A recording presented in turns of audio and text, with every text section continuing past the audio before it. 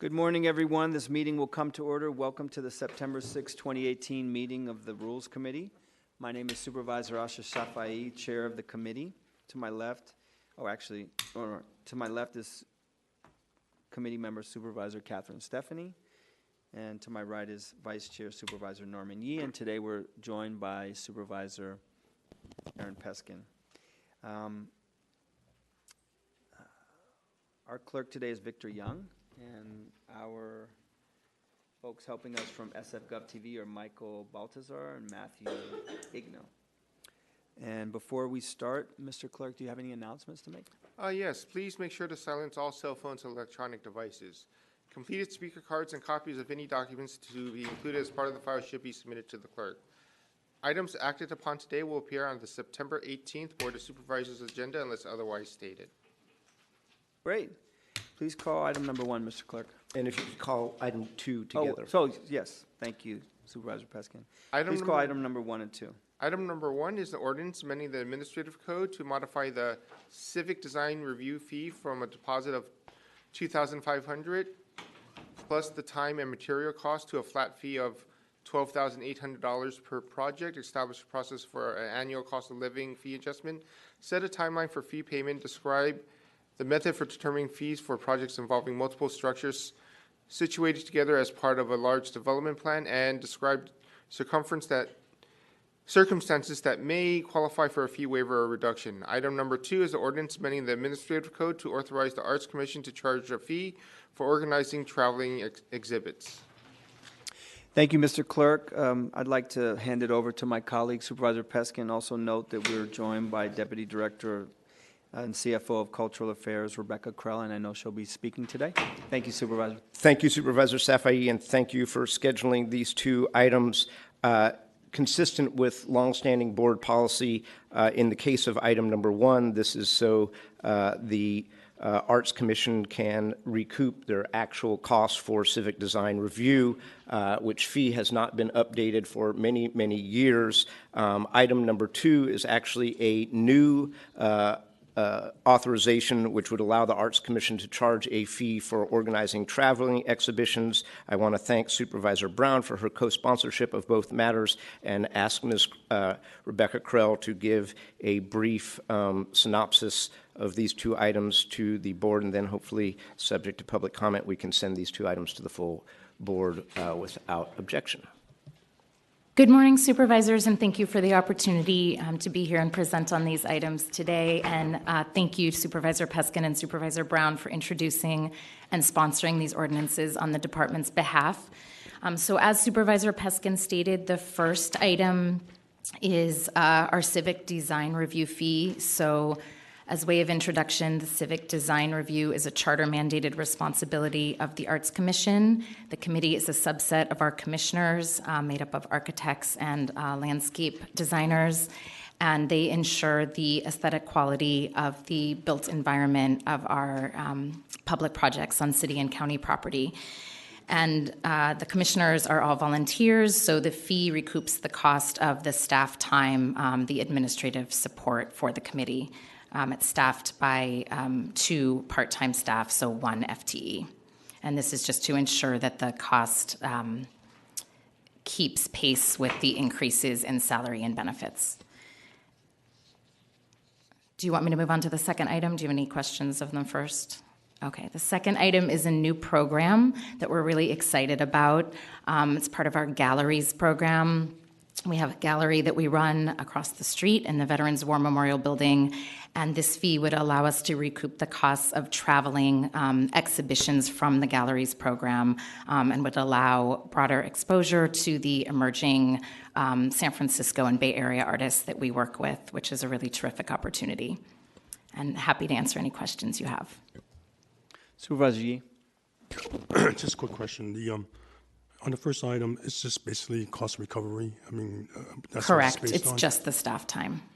And on the second item, who do you charge the fee to? I mean, it wasn't clear to me. Sure, thank you for the question.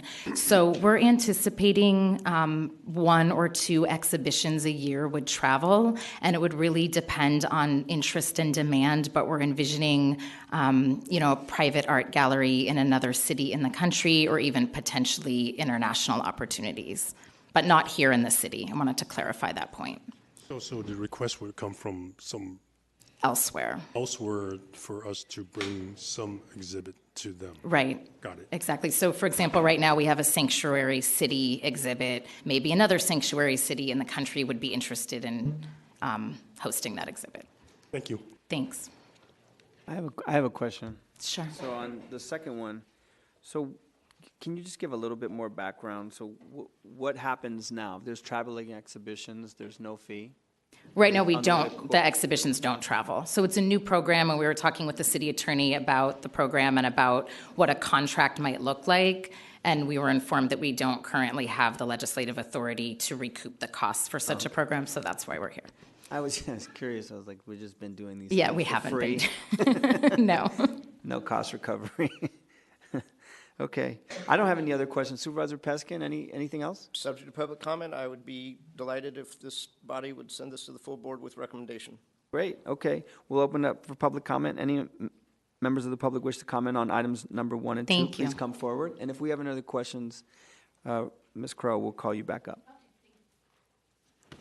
Please proceed. Supervisors, as you fully understand, this is a special meeting.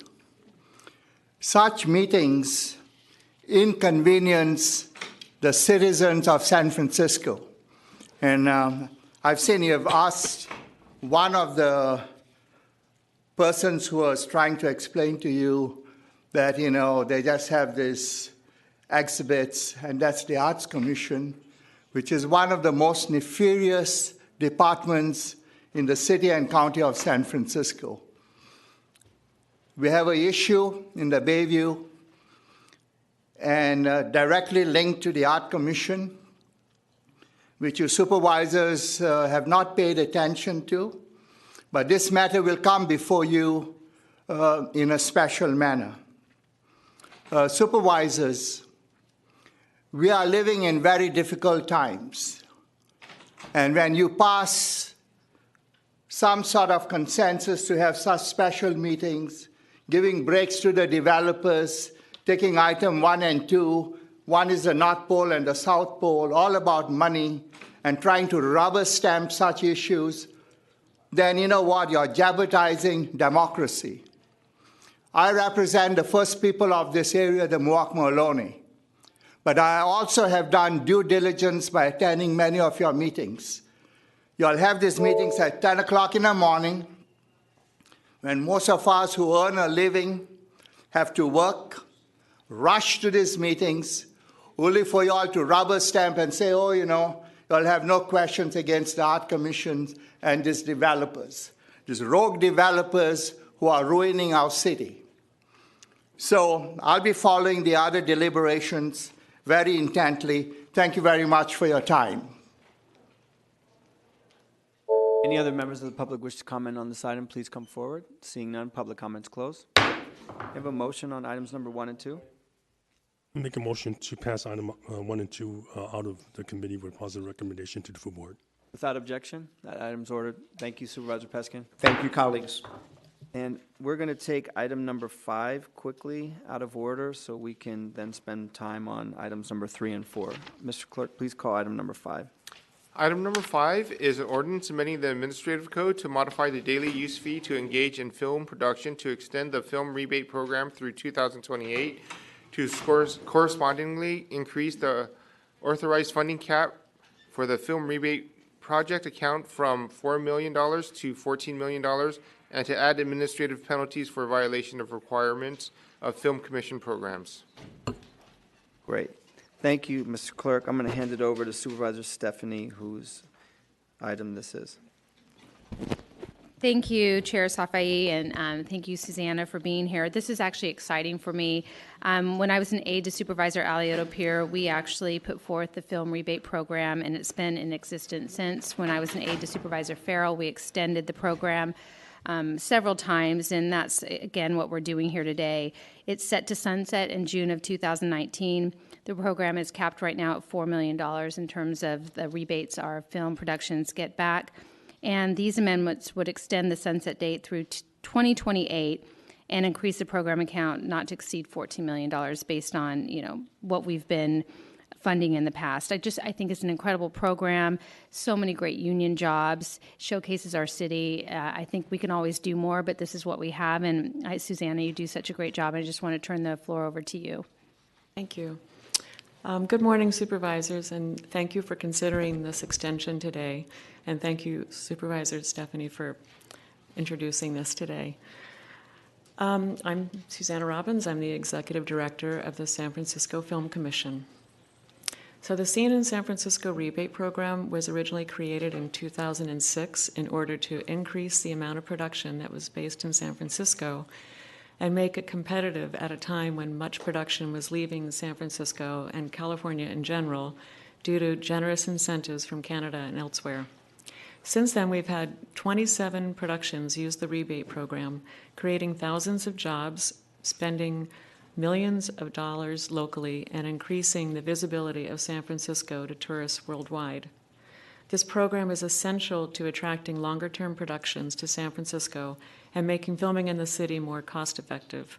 These longer-term productions provide many consecutive months of jobs to local crews and local actors who work as independent contractors and who benefit from this longer-term production shooting in the city. Since 2006, the city has rebated $5,522,876 to productions. These productions have hired more than 15,000 local crew and actors who are members often of IATSE Local 16, Teamsters 2785, and SAG-AFTRA.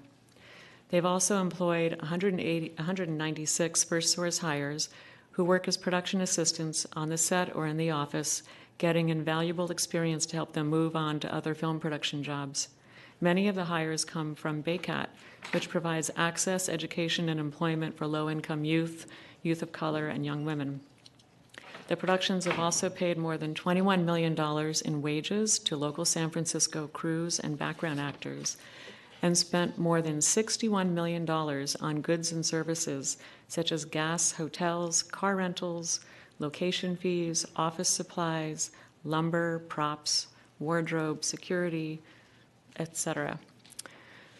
For every dollar that the city has rebated since 2006, productions have spent $15.12 locally.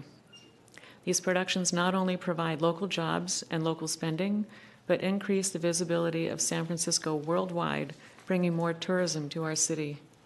Rebated productions include La Mission, Milk, Trauma, Hemingway and Gellhorn, Blue Jasmine, HBO's Looking, Netflix's Sense8, and Hulu's Chance. Without this program, these productions would not have chosen to base in San Francisco, but would have shot in other incentivized locations. They would have filmed just a handful of days here and then just edited it so that it looked like the whole production was filmed in San Francisco. So today we're asking for an extension of the program to June 30th, 2028, with an allocation of $1 million per year. We're asking for this longer term than in the past because we want to be competitive, and we know that it's important for producers to know that they can count on our incentive when they're budgeting for productions. They often budget 2 years in advance, and having this longer term will provide assurance and stability for producers who are considering basing their productions here.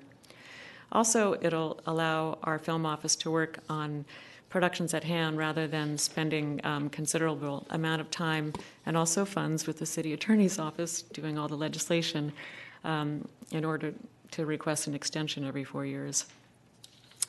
I would like to read you a quote from Kimberly Parker, who's a producer who recently used our program.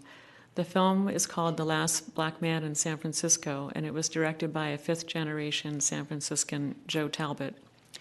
She wrote, "The Scene in San Francisco rebate program is a vital cornerstone of the local film community. It creates jobs in the city and actively keeps productions in San Francisco, which otherwise would move to Vancouver or LA. As a resident of San Francisco, I see a widening gap between the haves and the have-nots, which is larger than any city I've ever lived in. And I say this as an ex-New Yorker. Supporting the Scene in San Francisco rebate program means supporting the middle class. People don't realize that film is largely a blue-collar industry. Film jobs require no college degree and no pedigree, just training and hard work. The below-the-line crew makes up the majority of film workers in the Bay Area, and below the line means everyone from a production assistant getting coffee to a camera assistant in charge of a technical gear to Teamsters driving. Please support these jobs. It is increasingly important in a city that fewer and fewer can afford. By supporting the rebate program, you are supporting struggling workers and helping to make the city stronger. Please grant the extension on this program. So I hope you understand the importance of the program and will support this today. Supervisor Stephanie? Oh, sorry, Supervisor Yee? You mentioned that since 2006, is that since the program started, there's been 27.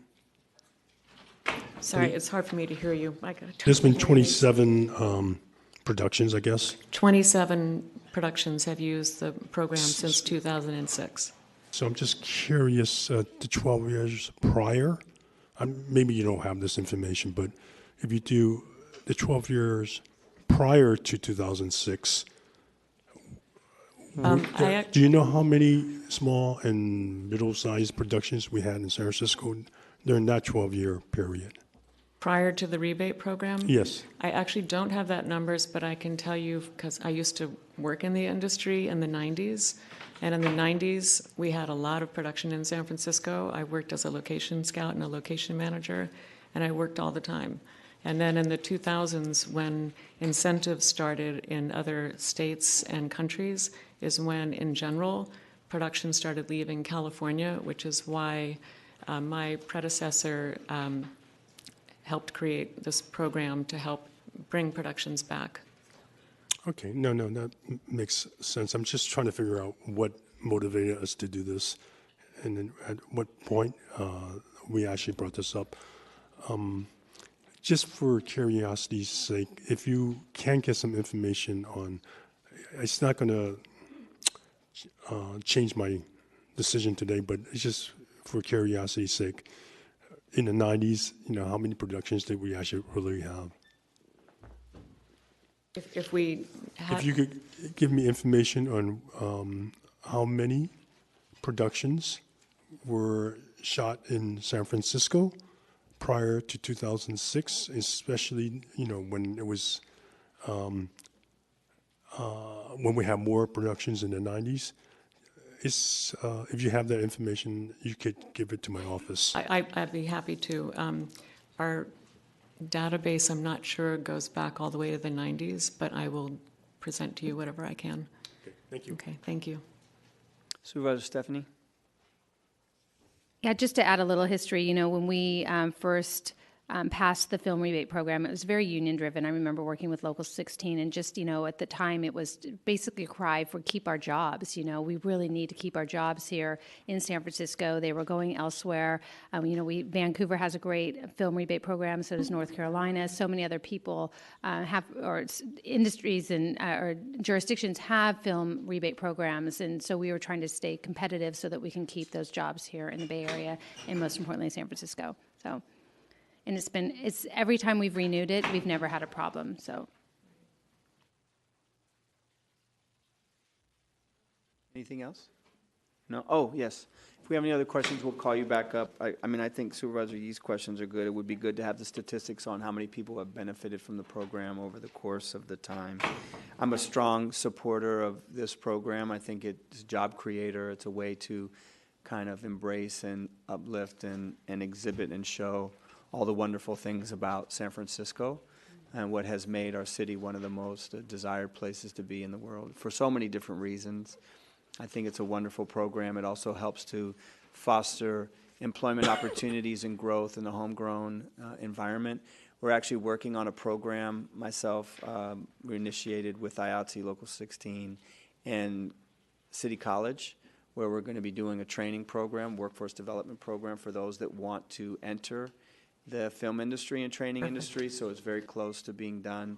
We will set up a follow-up meeting with you in your office once this has been finalized. They're putting the curriculum. I mean, the Chancellor Rocca actually did a program down this. He used to run one of the community colleges down in Los Angeles.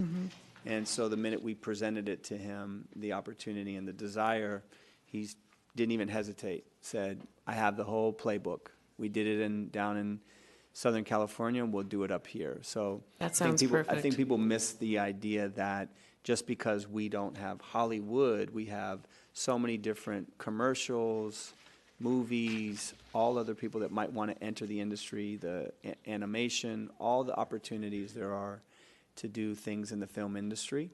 Great. So I'm absolutely supportive of this program. Thank you, Supervisor Stephanie, for updating this, and we will be supporting it. Okay, I would love to work with you on that, so We will. Very We happy will to. work with you, absolutely. thank you for your time. Thank you. Thank you. Any members of the public wish to comment on this item, please come forward.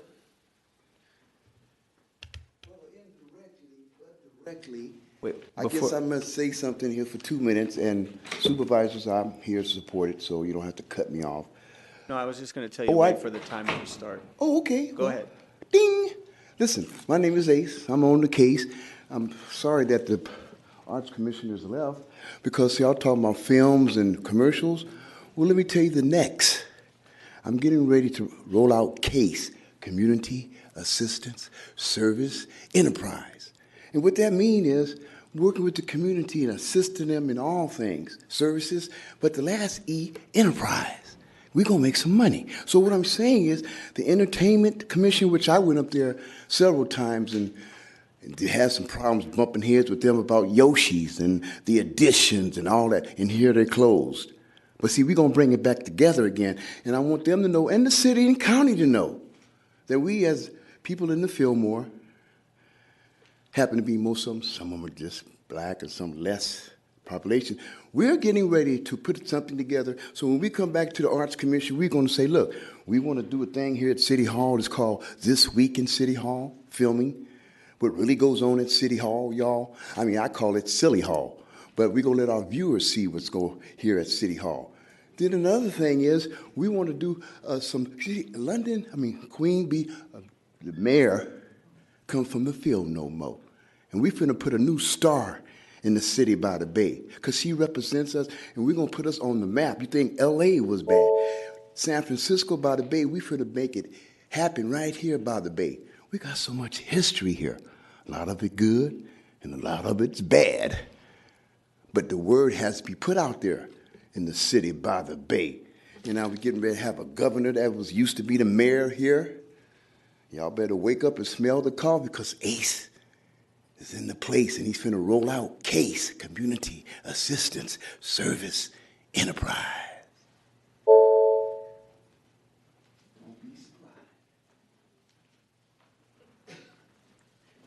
Next speaker, hey. Great, thank you. Good morning, supervisors. My name is Jim Beaumont. I'm also a city film commissioner here.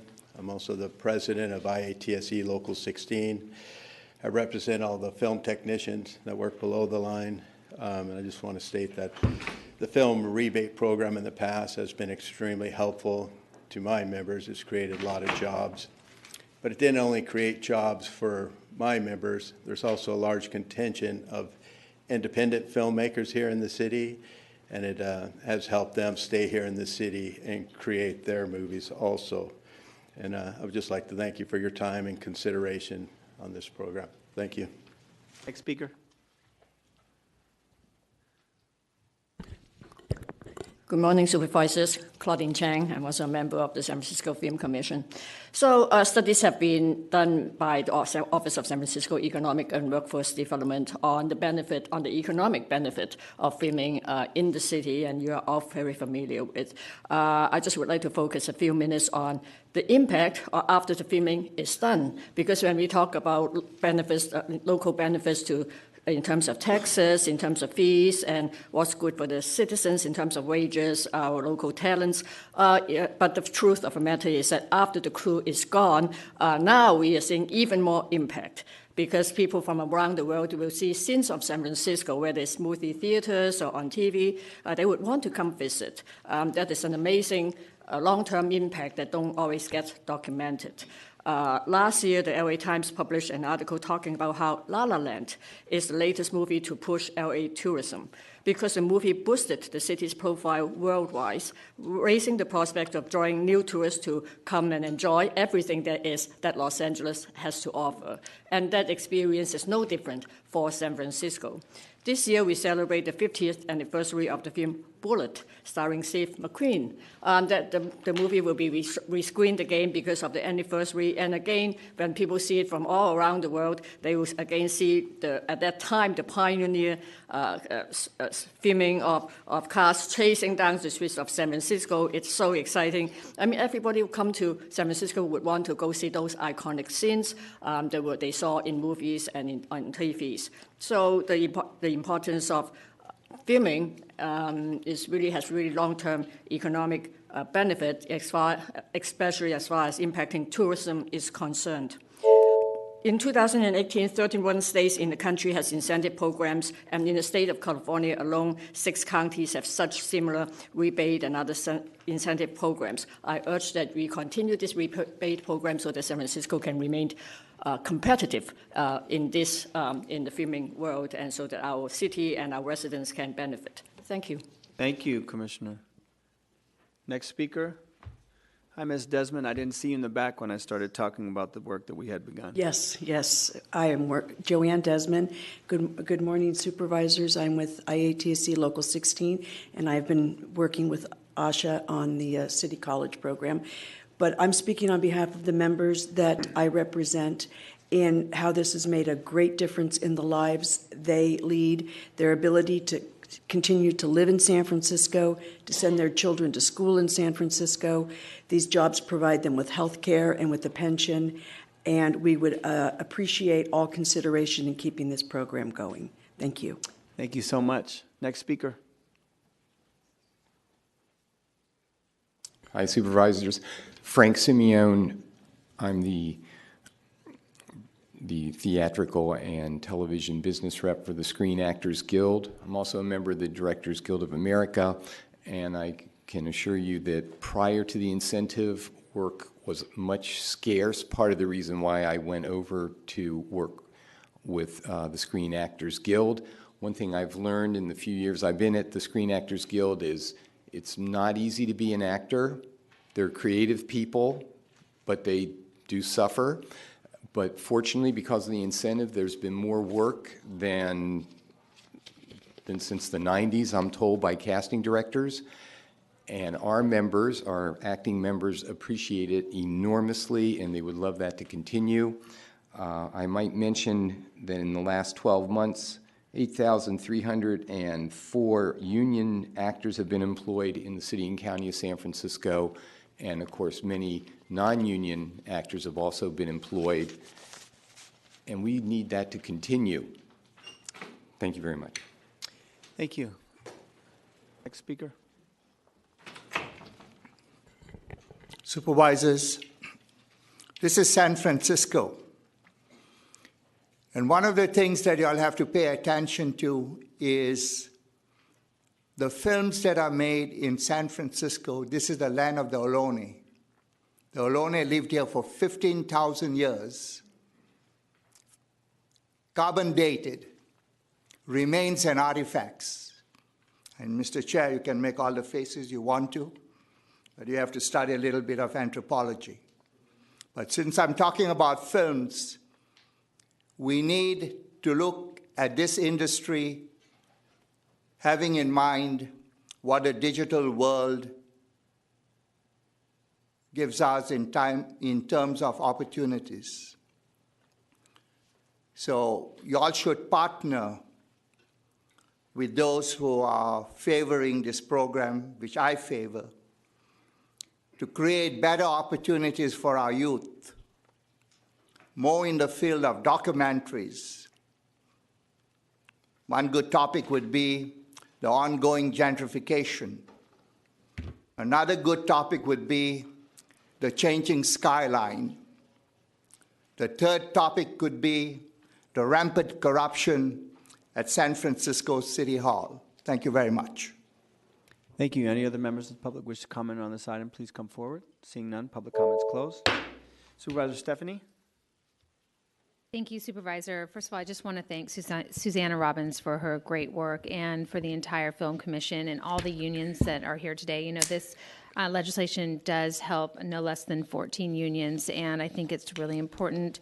I know that this has to go to the Budget and Finance Committee, so I would urge your support in moving this forward to the Budget and Finance Committee at this time with recommendation. Great. So are you making so a motion's been made to send this item to the Budget Committee with positive recommendation? Can we do that without objection? Without objection, that item's ordered. Thank you. It's my understanding that this matter will be referred to the Budget and Finance Committee. That's what I said. Yeah, Budget but I Committee. don't believe, I don't believe there's a recommendation involved at this Can we point. do it anyway? I can note it.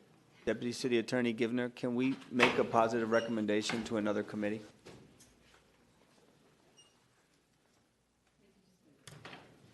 Deputy City Attorney John Givner. Good timing. Good timing, yeah. Under the board rules, the committee can just refer it to another committee rather than recommending it to the board, but as Mr. Young says, he can note it in the minutes that the committee has. So we can't make a positive recommendation to another committee? Correct. Okay, just for future, that's the first time, that's why I wanted to know. So please note it then, and we'll just send it over to the Budget Committee. I Great, will do so. Thank you, Mr. Clerk. Please call items number, can we do item number 3 and 4 together? They'll present separately, but I'd like to take public comment on them collectively, because I know there's a lot of members of the public that would like to comment on both Yes, items. that is. Okay, so please call item number 3 and 4 together.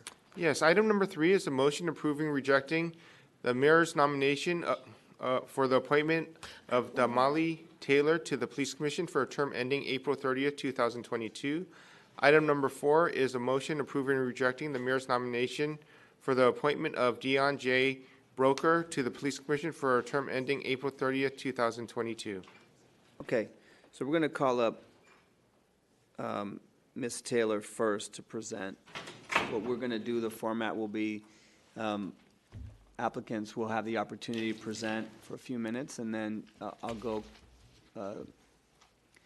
successively, and then we'll open it up for public comment, and I think then we'll bring you back up for questions so we can move the agenda. Please proceed, Ms. Taylor. Thank you. I'm honored to be here. Thank you, Supervisor Safai, Supervisor Stephanie, Supervisor Yee, and I want to thank my mother who flew all the way out here from the Bronx. She has a full-time job, and she flew out here to surprise me last night, Joan Taylor, who's here today. Okay. We want to recognize the mom. And I also want to thank my family, my friends, and colleagues, and supporters from the community who have all come out today. I really appreciate it. I'm touched and honored. My name is Damali Taylor, and San Francisco has been my home for almost 12 years. I wasn't born here. I was born in Jamaica. I moved to the U.S. when I was 9 years old and grew up in the Bronx with a single mother who raised 2 daughters on a secretary's salary. I put myself through college with a combination of work study, financial aid, scholarships, and mom giving what she could when she could. In college, I took the test and became a United States citizen. After college, I had the good fortune of being accepted to Yale Law School.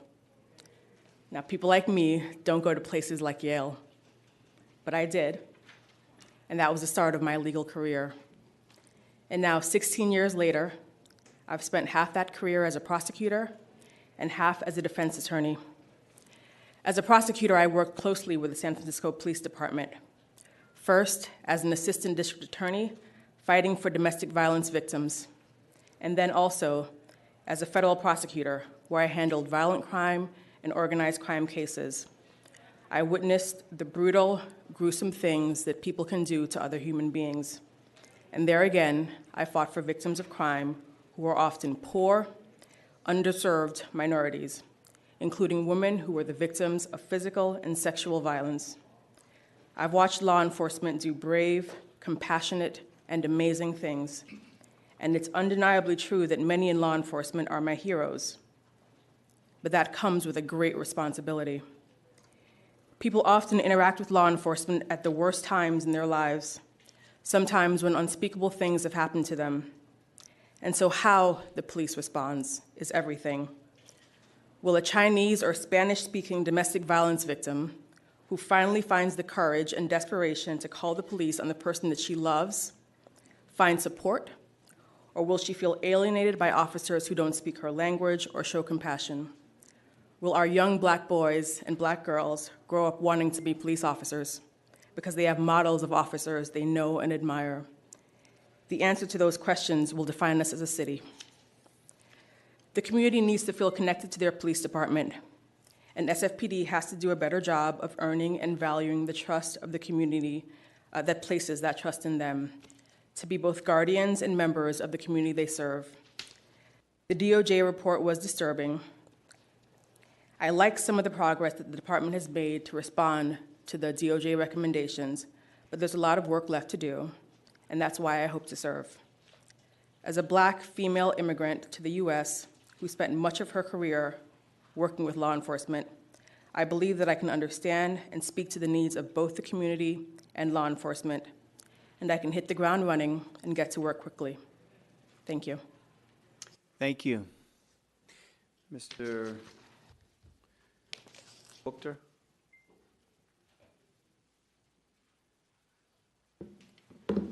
Good morning, Supervisors. Supervisor Safai, Supervisor Yee, Supervisor Stephanie, and members of the public. First and foremost, let me start off by saying I'm absolutely elated to have been nominated by our mayor for the San Francisco Police Commission. My name is Dion Brookter, for those of you who may not know who I am. And I actually moved here to San Francisco back in 2010. So I've been here in San Francisco for about 8 years now. And I actually like to think of myself as a first-generation San Franciscan. And the reason that I say that is because I've actually moved family here since I've been here.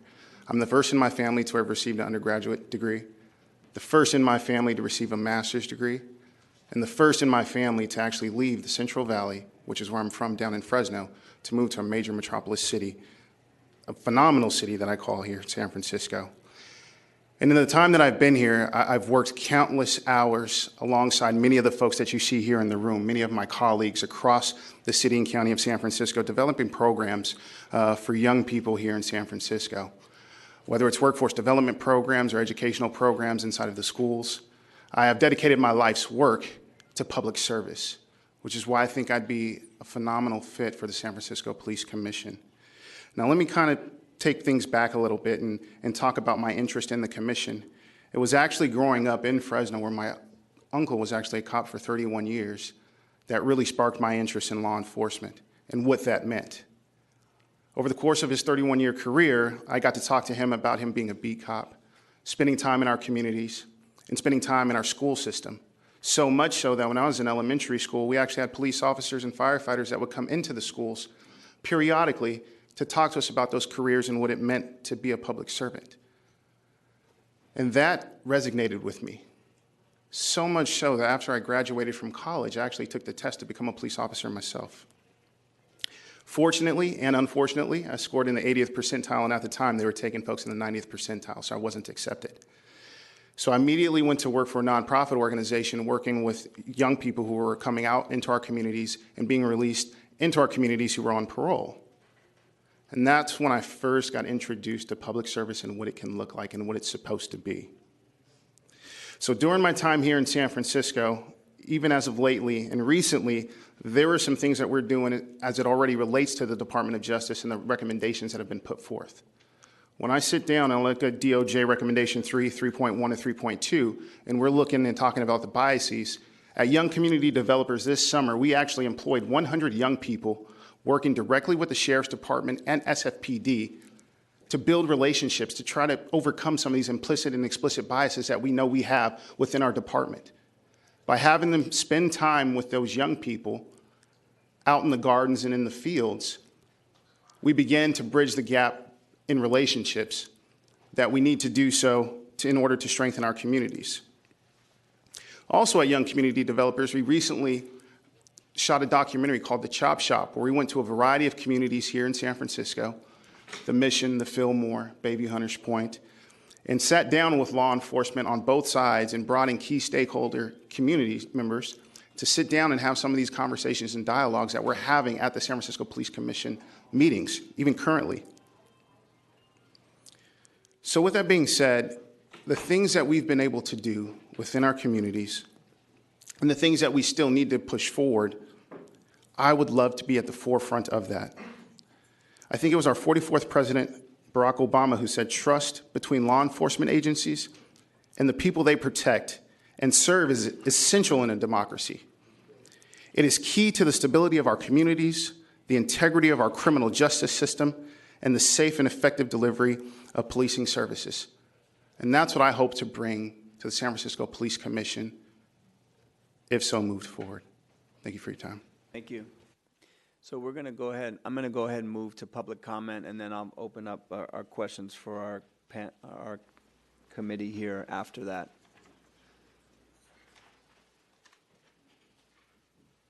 Please come forward.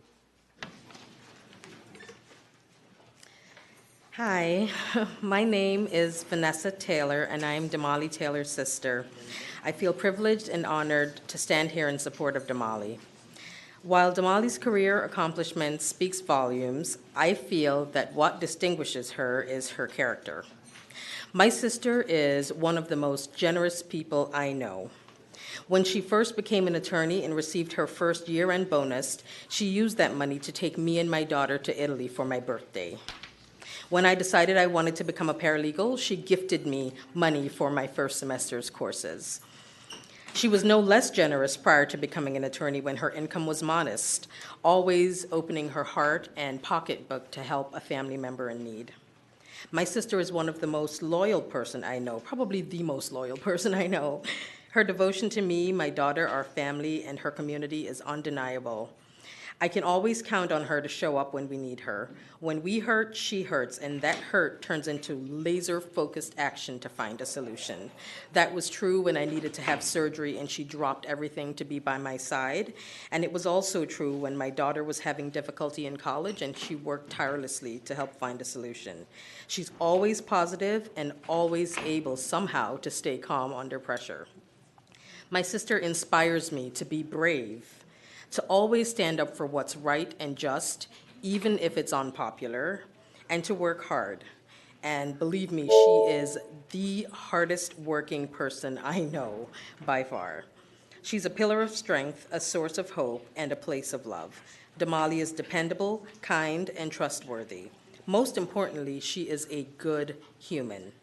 It is without hesitation that I recommend Damali Taylor for the Police Commission. Thank you. Next speaker. Thank you. Good morning, Supervisor Safai, Yi, and Stephanie. My name is Linda Fediki of Richardson, a longtime Baby Hunters Point resident. This is a delightful day for the African American community, and I've known Bomani Taylor for years. Dion J. Booker is a young man in the African American community that I personally, and a lot of the members of the African American community, some of them are here today and some are not here, but they've asked us to convey their endorsement of the two people that you have in front of you. Let me talk about Dion J. Booker. Aside of the credentials of either Bomali or Dion J. Booker, we know they have more than what it takes to be police commissioners in San Francisco. But let's just talk about the integrity and the kind of support that we need and the trust. The at-risk youth population is the population that Dion J. Booker is working with. This man had the opportunity to work in the private sector. He said, Ms. Richardson, to a group of leaders, he said, I'd rather work with this community. I think I bring a lot to the table. I want to work with them. I want to try to be the bridge between the police department, trying to provide the workforce development. That's why we have Shamon Walton, who is running for D10 supervisor. These are the people that are in our community that are doing the work that you all have invested and said they all need to do. So they are here today, And by giving your endorsement to Damali Taylor and Dion Booker, you are sending a strong message to the African American community that you respect them and that this city hall is now ready to be fully engaged. I think we can hold the police, department, to be accountable, but it takes people with integrity to be able to bridge. Thank you. Thank you, Commissioner. Next speaker.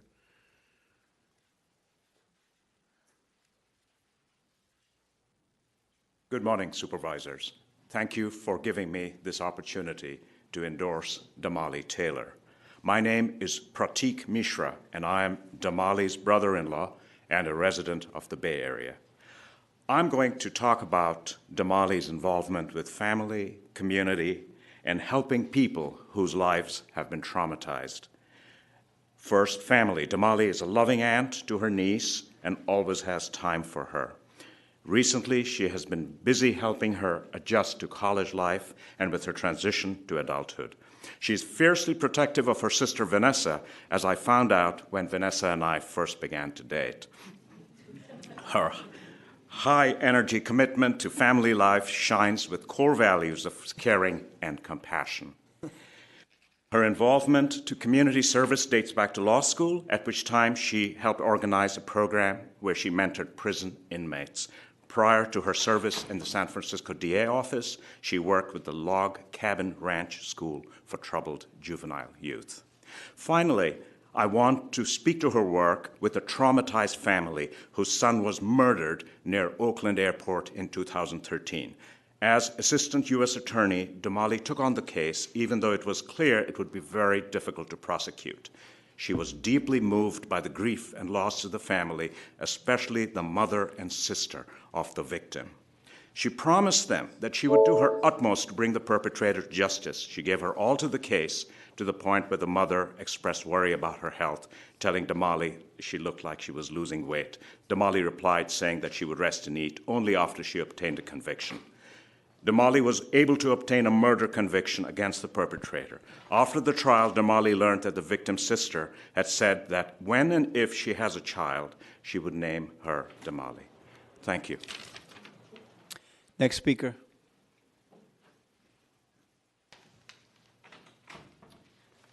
Hi, thank you for giving us this opportunity to speak today. My name is Nicole Cunningham, and I'm a resident of Bayview, and I've been born and raised in San Francisco for 41 years. I don't know any of these two young people who are running. However, I did hear them speak about a week or so ago, and I appreciate what they shared. I come from a background of having a police officer as a father. So one of my main things that I'm pushing for is for mental health for police officers on an ongoing basis, drug and alcohol testing, and I brought this up at a meeting with them. I am a product of witnessing abuse in my household, and so I appreciate the relationship that Damali comes from in that source of being able to understand and push through that. So I'm here to make sure that my vote goes for her as well as DJ, to make sure that they represent people who look like me, who look like other victims, who look like my parents, also police officers who are actually going to do the work. I am of the belief that bias training is absolutely necessary and that the public should know what that looks like. I love the fact that DJ is involved with the youth. I mean, because I have a son who's 14 years old, and I would not encourage him to be a police officer. He is a black male, and they're not lasting. So the fact that you have the YDC that is pushing for having 100 kids be involved in the community to let them know that there are ways to become officers, to build that relationship, is really important. This is a side note, but I want to say this.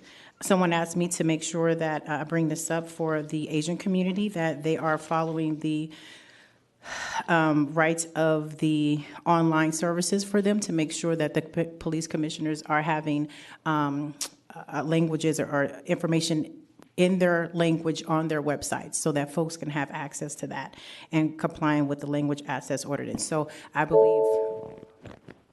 Thank you. Next speaker.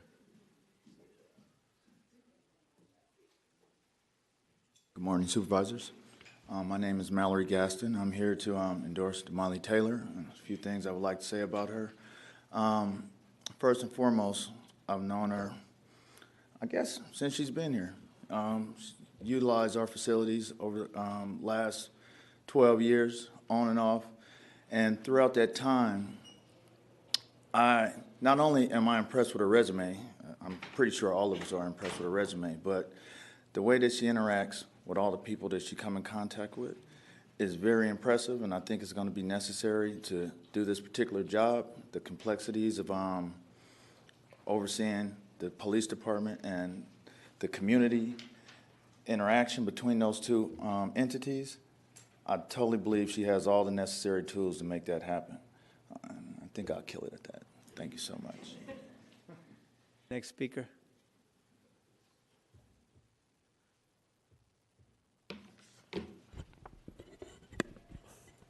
Good morning, supervisors. My name is Susan Murphy.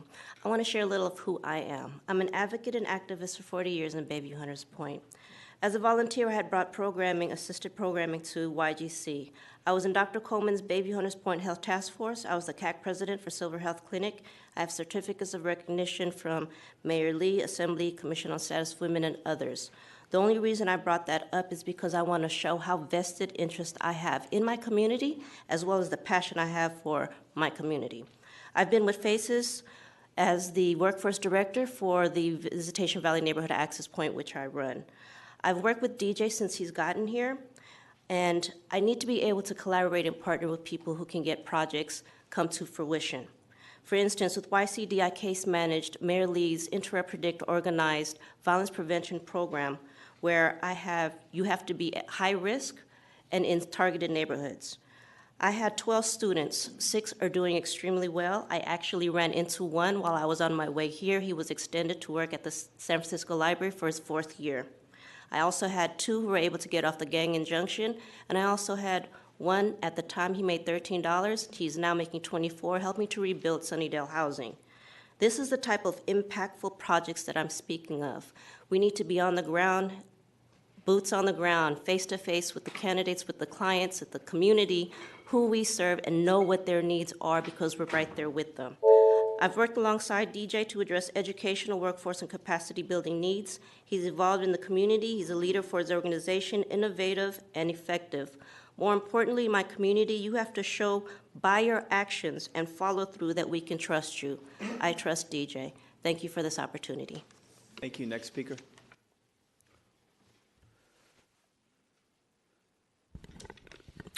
Good morning, Chair Safai, members Yee and Stephanie. My name is Bruce Agid. I'm a resident of Mission Bay and a community leader in the South Beach Mission Bay neighborhood. I'm speaking in support of the nomination for the appointment of Dion Brookter to the Police Commission. I've known Dion for several years. Currently, he's a colleague of mine on a volunteer board. In our roles, we have many conversations discussing a variety of issues impacting our community. I thoroughly value his contributions, perspectives, and insights. Outside of board business, I've gotten to know him through our extended networks. I've had many conversations with him regarding controversial political and community topics. I've always found him to be extremely thoughtful, candid, and respectful. In many cases, we come to agreement on the issue, but what I find most rewarding is when we disagree. He respectfully explains his perspective while acknowledging mine. We can either come to agreement, compromise, or agree to disagree. No matter what the outcome, we always know we are heard. We both have taken away some new information and perspectives, and as far as I know, he never takes anything personal. In most cases, the issues brought before the Police Commission are by definition controversial, and from my experiences interacting with Dion, he has clearly demonstrated he has the skill sets necessary to be an effective member of this commission. Thank you for the opportunity to provide this public comment, and I hope that you will approve Dion's nomination, moving it forward to the full board. Thank you. Thank you, Mr. Agid. Next speaker.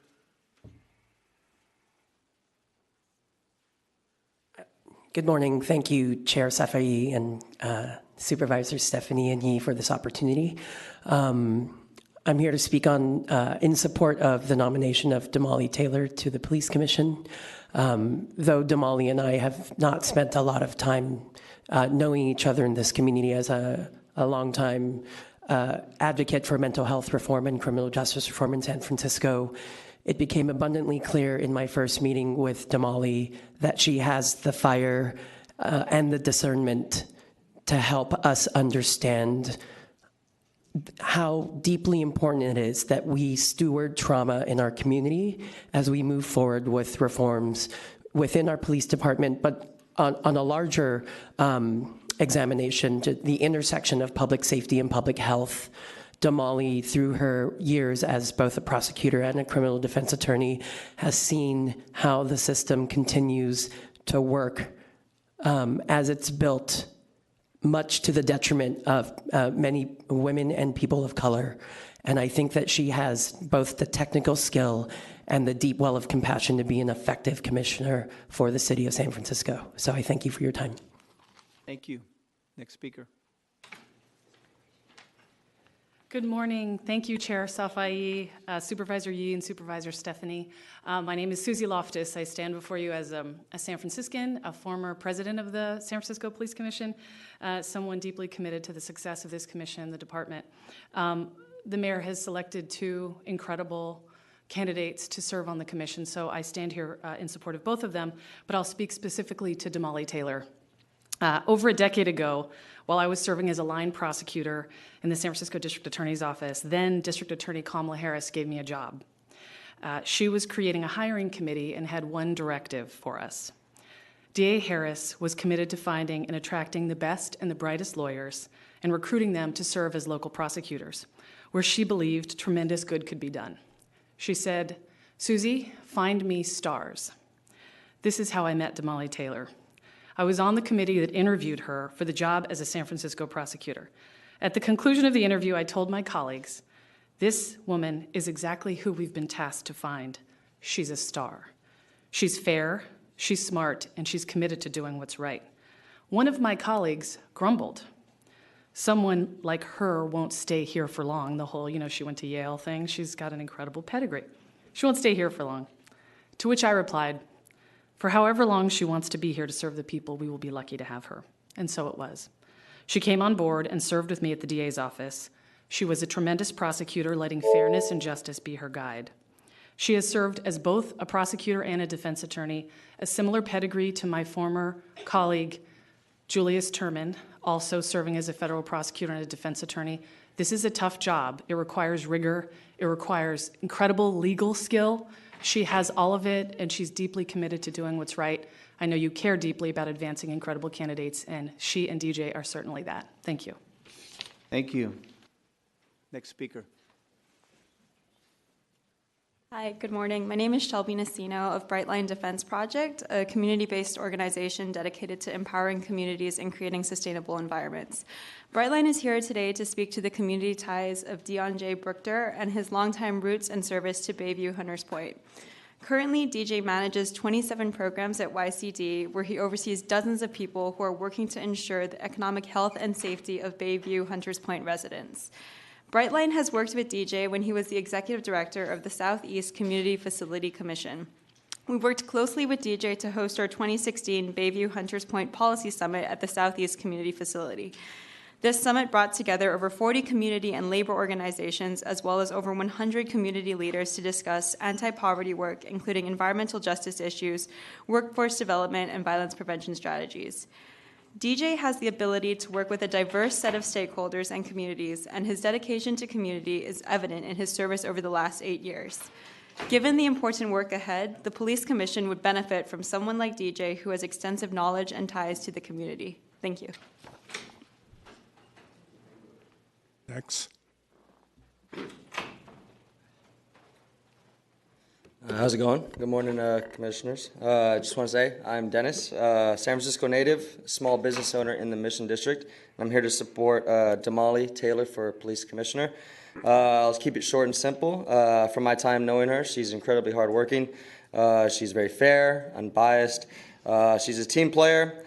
She makes sure that she solves problems fastly, enjoys working with other people, and she clearly, truly cares about the surroundings of her neighborhood and her surroundings. So I fully support her nomination. Thank you.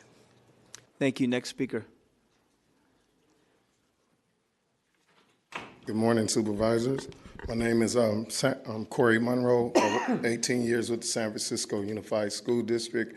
I'm here to support Dion Brookter. I'm used to calling him DJ. That's like being in a spelling test trying to say his name. But he's a great guy. He came up to our school for years doing work with the young people, him and Shaman Walton. And it's really a great thing to have DJ in the community because young people look up to him, and it's a great image to have. He's also did the barbershop talks with the police and the community, which is very hard to do, but somehow he went about doing it and it worked. He works a lot with the police and the community, and he finds ways to help people. Growing up in Hunters Point, we had our issues with the police. Some bad things went on, but we also had great things go on. We had the police take us camping and river rafting, and we'd like to talk to him and the board about bringing things like that back, going river rafting. It was always fun to see a police fall out the raft boat. That was kind of fun, and we saved them. So I'm like, hey, we saved y'all. You need to save us. So the thing is, Dion J would be a great person for the police commission, I feel. Thank you. Thank you. Next speaker. Chair Safai and Supervisors Stephanie and Yee, thank you so much for this time this morning. My name is Debbie Meslow, and I stand before you as a San Francisco resident and president of the Commission on the Status of Women here in San Francisco. I'd like to urge you to support both of the nominations, but I as well am here to speak specifically on Damali Taylor. And I speak with her on her for two reasons. One, I'd like to urge diversity within the Police Commission. We have one woman currently serving. I'd ask for you to think about that equal representation. Women are 49% of the San Francisco population. We'd love to see another woman serve. We don't want just another woman, we want a qualified woman, and Damali is eminently qualified. Her service with the San Francisco DA's office. I didn't have the pleasure of serving with her when I served with Kamala the first several years, but Susie's told me that story often, and Damali holds such respect and command within the police department and the DA's office. So urge you to consider her, and thank you for your time. Thank you, Commissioner. Next speaker. Good morning, supervisors. My name is Derek Tolliver. I'm one of the born and raised here in San Francisco. Both parents were members of are employed by the San Francisco Police Department. My father in 1960, my mother, the first African-American meter maid in 1964. So I come from a family of law enforcement. I was one of the founding members of Young Community Developers in 1973, product of San Francisco Unified School District, a graduate of Stanford University. I'm the one that brought Dion Brookter to San Francisco. Why did I do it? It was a very, very serious decision that I had to make to bring someone from Fresno to San Francisco and hope that not only the experiment would work, but the reality would be better than we ever dreamed of. And I can tell you, my standards are very high. Those who know me in the community know that I spent over 48 years giving back to the community. I'm a medical sales executive, very successful, and went into coming back and giving back to my community over the last 9 years. And when I brought DJ in, we had an opportunity to bring diversity into local hiring. And that was a Lowe's project, and that was the most successful local hire project in the history of San Francisco. I took the chance and put Dion Brookter in charge. And that was one of the best decisions I could have made because of not only his dedication to that project, but the way that he led the team and had the interaction with our community at all levels, amongst all races, amongst the young, the old, our seniors, our elders. I look forward to seeing both Attorney Taylor and Dion Brookter lead us to the next level. Thank you. Thank you, sir. Next speaker. Commissioner. Good morning. To the Chair, Safai, Supervisors Yee and Stephanie, thank you for letting me speak briefly here. I am here, my name is Ike Kwan. I'm the Chief Operating Officer and Head of Government Affairs for the California Academy of Sciences. I currently serve as President of the San Francisco Public Utilities Commission, and I am Vice Chair of the Board of Trustees for San Francisco Travel Association. I'm here to express my strong support for DJ Brookter. He is a very strong leader. I've known him for years. The bulk of our work together was in his role as ED of the Southeast Community Facility. At the neighborhood level, DJ pushed for joint Southeast Community Facility Commission board meetings along with the CAC and the SFPUC in the effort to capture both the concerns and goals of the residents in the Bayview. So at that time, for me as a rookie commissioner, this was very important and valuable. It was an invitation for me to meet folks directly impacted by the utility, specifically our wastewater plant. So my wife grew up about 100 yards from a wastewater plant in Chicago. And when the wind shifted, it would ruin your afternoon barbecue. Environmental justice is baked into the strategic plan of the SFPUC. But strategic plans don't matter unless you can get direct engagement and participation from those who are directly affected and those who actually affect the plans that are going to take place. Reducing impact is only a start. What struck me about DJ was his calm, thoughtful demeanor, but underneath, he is driven to rally the community, to effect meaningful change. DJ listened to all sides and gave attention to his detractors, never taking things personally. This is the hallmark of a true servant leader, which is DJ's MO. DJ and I have since become very good friends. We've even spent time in his hometown of Fresno, or as he tells me, Yes. At the California Academy of Sciences, we work hard for... Thank you, Commissioner. Thank you. Next speaker. Yes. Good morning. My name is Jay Lee, and I'm here to speak in support of Damali Taylor's appointment to the commission. I'm a San Francisco resident, and I've been a San Francisco resident for over 12 years. For 8 years of that time, I've worked for nonprofits in San Francisco, working on behalf of the interests of homeless and low-income people. I've also known Damali for 8 years during my time here in San Francisco. And during that time, I've seen her incredibly caring and principled nature.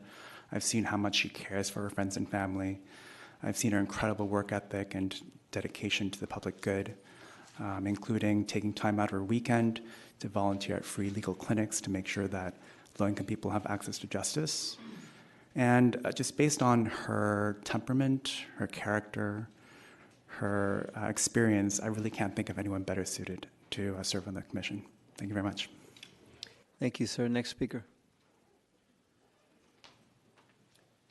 Good morning. My name is Michael Tubach. I'm a partner of Damali Taylor's at the law firm of Melvin E. Myers. I'm also a former president of the Bar Association of San Francisco. And I've known Damali for more than 10 years, and I'm here to tell you she would make a fantastic addition to the Police Commission.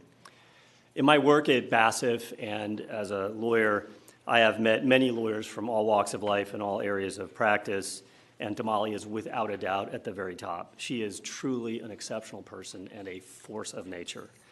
She is everything you would expect. She's smart, she's hardworking, she has great judgment, she's honest, she's ethical, and she's fair. She is also a true joy to work with. There's literally no one at the office who doesn't get along with her, whether it's she treats everyone with the same respect and good cheer, whether that's the senior partner or the administrative staff. So I want to add my voice to those who would say that she would make a great addition to the San Francisco Police Commission. Thank you very much. Thank you. Next speaker. Good morning, supervisors. My name is Hajan Oster. I'm a San Francisco resident, and I've known Damali Taylor for about 10 years. We've been friends, and she is honorable, selfless, and thoughtful. Everything he said as well. And her level of integrity is truly incomparable. As a mother and somebody who has been a student and professional in the Bay Area, I cannot think of a better person suited for this position. Thank you for your time. Thank you so much. Next speaker. Good morning. My name is Dan Bookin. I appreciate the opportunity to speak on behalf of Damali Taylor today. I'm also one of her partners at O'Melveny, and I've known and worked with Damali for a decade. You've read and heard today many, many reasons why Damali would be a terrific member of the Police Commission. I'd like to focus on the characteristics that I've seen from working with her as an attorney.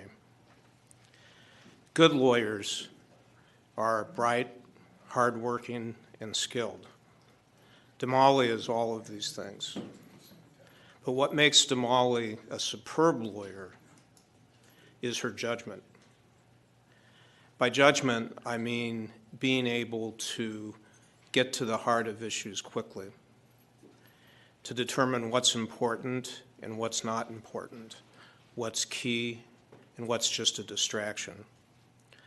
Such judgment will serve Damali well, not only in the day-to-day workings of the Police Commission, but in the often contentious and controversial issues that the Commission must deal with.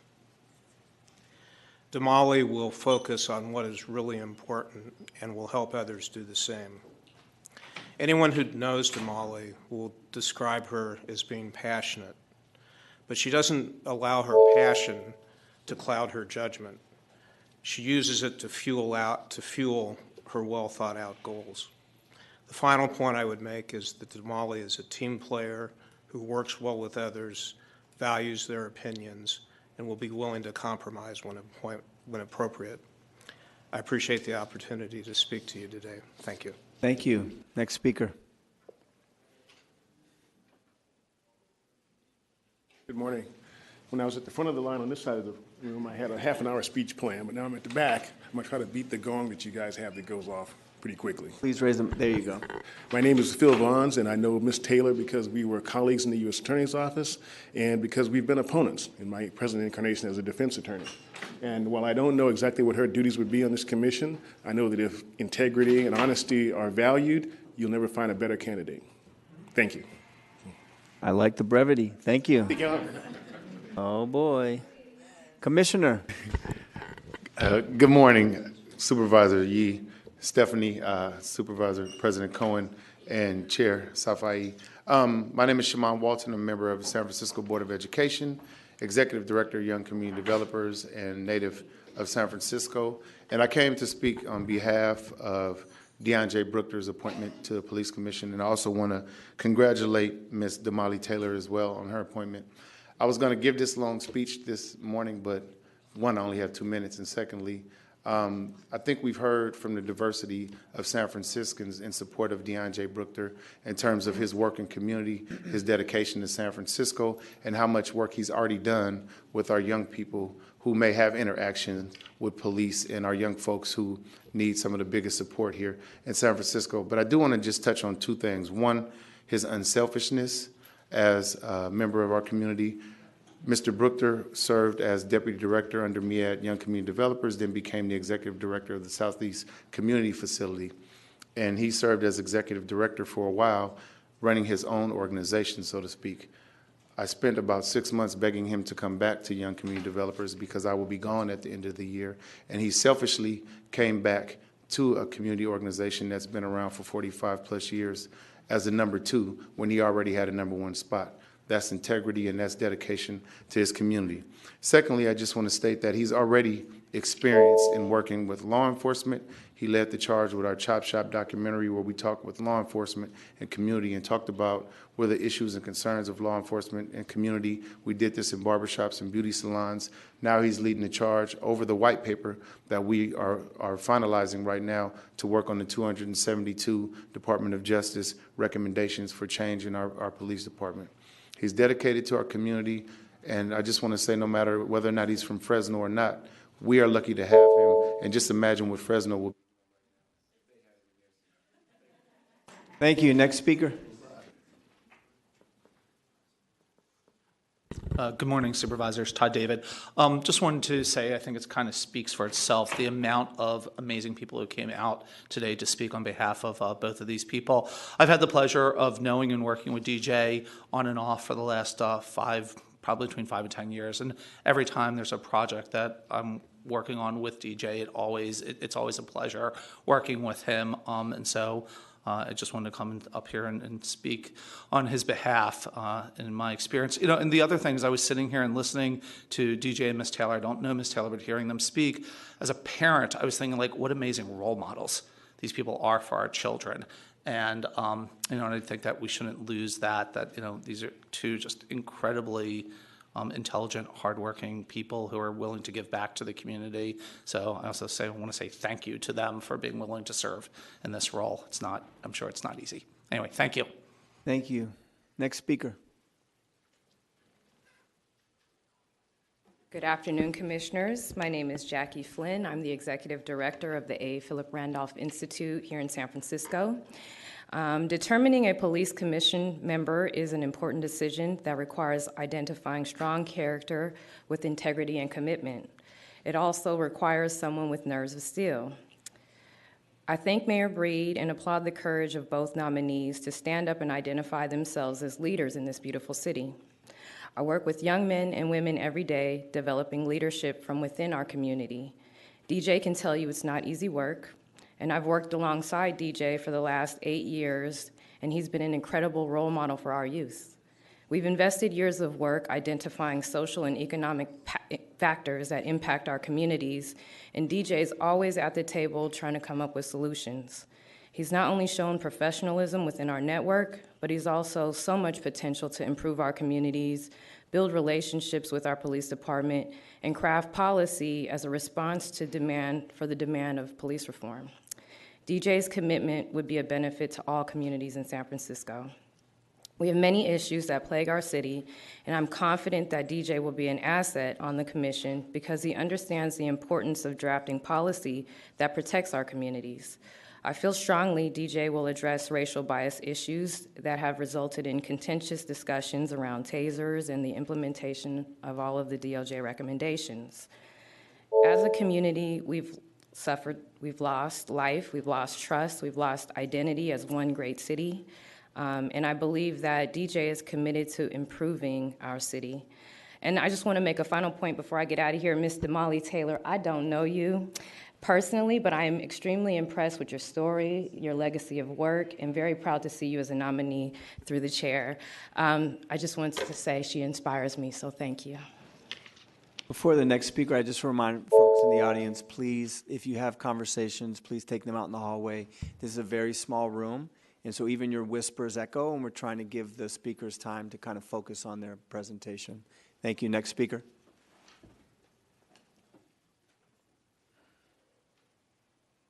My name is Kurt Grimes, and I'm the program manager for the A. Philip Randolph Institute, San Francisco. I, too, am a San Francisco resident. My background includes an almost 12-year career with the San Francisco District Attorney's Office. For the past almost 8 years, I have had the opportunity to serve the District 10 community in many community events and workforce programs. I feel that in many of the issues that the police department is working to overcome needs to have the person, a community person, that has involved themselves with experience with youth, someone who's on the ground every day. I am supporting DJ Brookter to be appointed to the Police Commission because I believe that his experience and commitment to community and perspective on community is very much needed to help the Commission's effectiveness. As a Bayview resident and homeowner, I can tell you that the community perspective that DJ Brookter has to offer is very much needed. And Ms. Taylor, I too don't know you, and I worked at the DA's office. You are an inspiration to young black women, and I appreciate you being here, Yale and all. Go Bears on that note. Thank you very much, Commissioners. Thank you. Next speaker.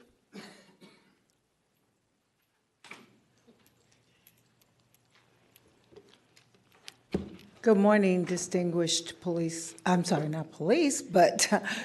of Supervisors. It is my honor to present myself in front of you today. I'm sure you know me. I'm Yolanda Williams. I happen to be one of San Francisco's finest. And I want to say first and foremost how refreshing it is for us to see diversification occurring that represents a large metropolitan progressive city as San Francisco. I look forward to both of the mayors appointments because I think she has selected the right people to do the job that is required right now, which is totally about reform. Of course, I do always represent the people of this great city and also my esteemed members of the Officers for Justice.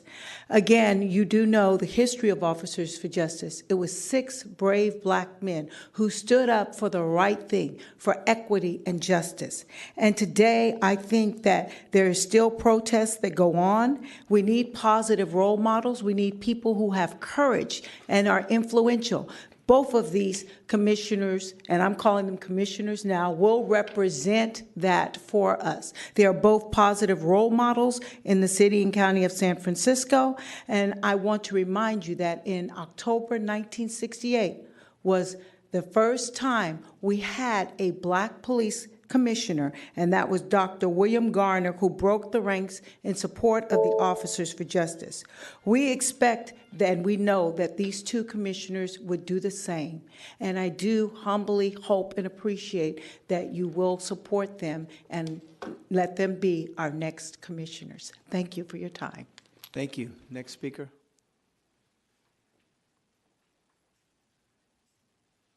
Good morning, Supervisors. My name is Kevin Barry, and I have had the honor and privilege of being a colleague and a friend of Damali Taylor since the early days of the first Obama administration.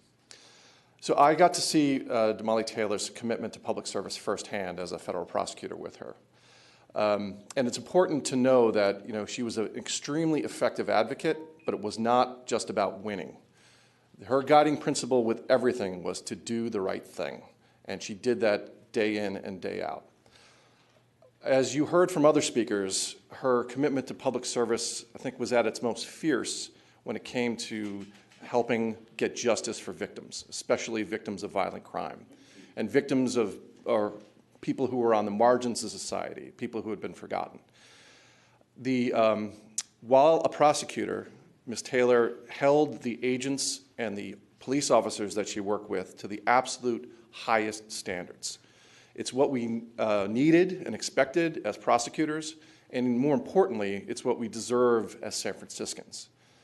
And as a 20-year San Franciscan, I am gratified that the mayor and the board are considering someone of her caliber to serve on the police commission and continue that commission's important work. Thank you. Thank you. Next speaker.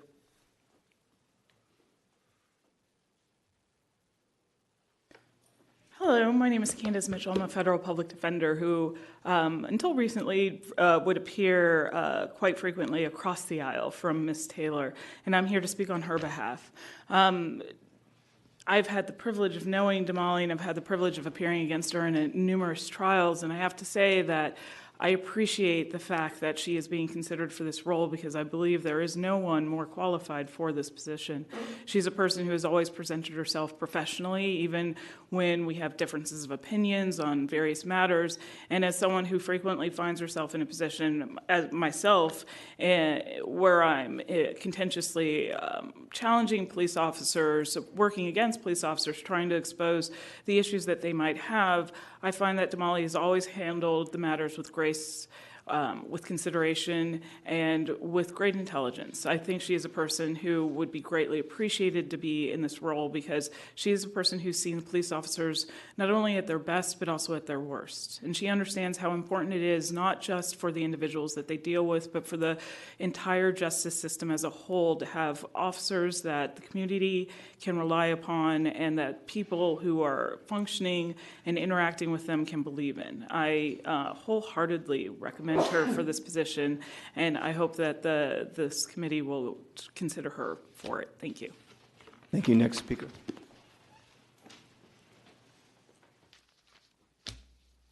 Hi, my name is Jafria Morris, and I started a group called SF Natives United to really focus on San Francisco natives and people of long-term residents who's been here 15 years or more. Let's be honest, these 2 seats represent either a criminal justice strong background and a community background. So the thing is, how are we defining community? Because I'm here in opposition for DJ Brookter, because that is not community. It depends on how you define community. If you define community as San Francisco community leader, he is not. If you say Black community leader, he is not. If you say Southeast sector, West Southern neighborhood, he is not. Just because you do an excellent job at a nonprofit does not make you a community leader. We need to say names like Keitha O'Neill. We know him as Icky. We need to say Kenneth Harding. We need to say Mario Woods. All three of those people were killed in Bayview Hunters Point by police officers. The police commission is a serious commission that needs serious representation of San Francisco, especially the Southeast Quarter.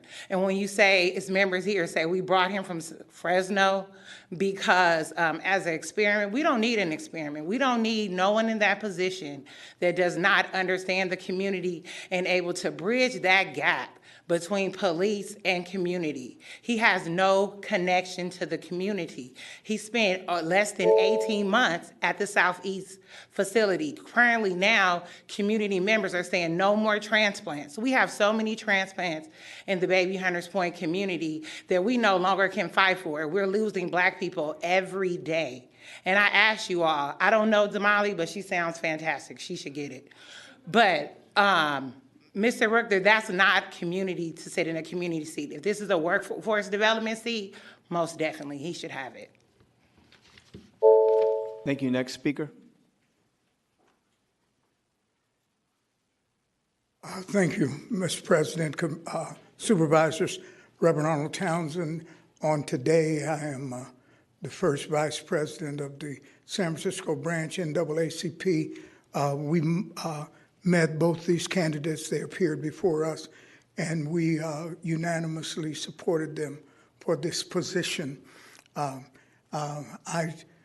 like many others, I'm just getting to know Ms. Taylor, but I know Mr. Brookter well, and am in strong support of him. San Francisco is a place that people come to. I think there's a great number of people in this room who weren't born here. We are not in control of where and how we're born. I was born in a Native American Indian clinic because they didn't allow Black folk in the hospital. I hope no one holds that against me.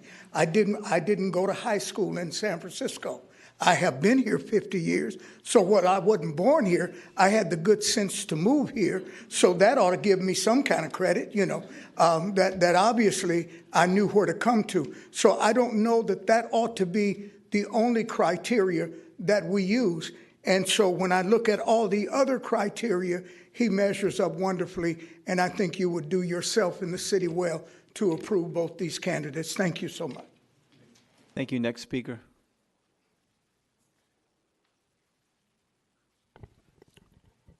Supervisors, my name is Francisco da Costa. For the last 40 years, I've been in the trenches on issues of killing and violence. We have a population of about 830,000. We have 11 districts. I've attended over 282 funerals in the span of 40 years. We have a grand jury report on the San Francisco Police Department, which I hope you read. Y'all have heard the judges appear before y'all, linked to the blue panel report. People talk about cops, community-oriented police services, 272 recommendations. But I want to ask the candidates, how come I haven't seen them in the trenches? The San Francisco Police Commission is dysfunctional, and so is the San Francisco Police Department. For the longest period in the nation, the San Francisco Police Department has been a caretaker type of operation and hasn't come back on track. the police commissioner, in this case, at this time, has to have the ability to make changes. Good leaders in making changes, not the drab stuff that we have heard. Good leaders who know the way, show the way, and go the way and make changes and reform. Thank you very much. Thank you. Next speaker. Mr. Chair, Supervisors Willow Duffy, I appreciate your attention in this issue that's been contentious and you're working it through, especially since thinking about the other confirmation hearing that's happening in Washington right now, and certainly when the wind shifts in our direction from there. That is not a nice thing either. And it's all the more important, the work that's done at the local level. Thank you. Any other members of the public wish to comment on this item, please come forward. Yes, let me just get my camera here. I'm busy getting everybody else. I need to get my shot here. Okay. Let me just start off by saying, as someone said, these are very qualified people, and I'm here supporting them both. But the reason I got out of bed this morning, I'm dressed like this, I read in the papers, they said that the mayor has criticism. But I'm not here to criticize. I'm just here to analyze, to see if we're going to get what some of these people said for our black community. See, now, I was thinking it was, excuse me if I'm thinking wrong, because I didn't read the whole, I thought it was the Asian, was objective to having, because they didn't have no Asians commissioners on there. So I came up here to bring my race card, but I don't see it's like that. Because if I was to say that, I mean, you would say, you know, the London Breed is doing well for them in their community. You can't even have candidacy in their community. Doggone it. When they brought all the heroin and all the cocaine in our community, I mean, just telling the truth, nothing but the truth, so help Ace God. Now, these are wonderful candidates. Got a lawyer and a brother man from over in the Southeast. I don't know neither one of them personally, but I've been hearing good things. Y'all know me. My name is Ace. I'm on the case, and I will be following y'all. See, I've been at the police commission going way back when Gavin Newsom was there, when the police force was very on us black folks. The bottom line is, yours truly, Ace, on the case, is going to be following all of these departments, particularly the police department, because that calls from the migration report on all our middle-class people leaving the city because of our relationship with the police department. Now, that was like some 10, 15, 20 years ago. Most of them bad cops, they're gone because they're too old. See, but the thing about it is, your candidates that's coming here, they need to be real trained, because I'm going to be asking Chief Scott so I can go in front and tell them things that has not. See, I haven't been abused by police several times. And you know what, y'all? I can't even go in the mayor's office right now because of a crooked cop said I was in there disturbing the peace and all that, but that's going to be investigated. My name is Ace. Thank you. Any other members of the public wish to comment on this item? Seeing none, public comments close. Okay, great. So we have... the committee now can ask any questions to any of the applicants. Supervisor Yee? Yeah, thank you, Chair Shafi. First of all, I want to thank the public for coming out and actually expressing their opinions of whether to support or not to support these two candidates for the police commission. As you know, many of you have seen other hearings, and this particular commission in the city of San Francisco is one of the most important ones that I could think of. And we spend a lot of time vetting people and asking questions. And I will assume that today it wouldn't be any different. And so in regards to the two candidates, it's pretty evident that you have good character, you're both bright. And so the questioning is not about your characters, not about how bright you are, or whether or not you went to Cal, you go Bears, and where do you go? No, just kidding. But so I don't know what's the best way to question them, whether I should ask one of them at a time, or should I ask the same question that both of them could answer? One at a time, okay. I will pick on the one that went to Utah. And it's okay you're from Fresno. I mean, I've been there. Hey, we don't get to choose where we're born. Exactly. Yeah. Exactly. You know, generally speaking, there's, as you know, some of the questions I'm going to be asking will be questions I already asked of you privately, but I think this is so important that I think everything should be on record. As you know, the police commission's role is important, as I mentioned, and I just want to hear your opinion in terms of what do you see the role of the commission in terms of transforming the police department to become one of the best in the nation?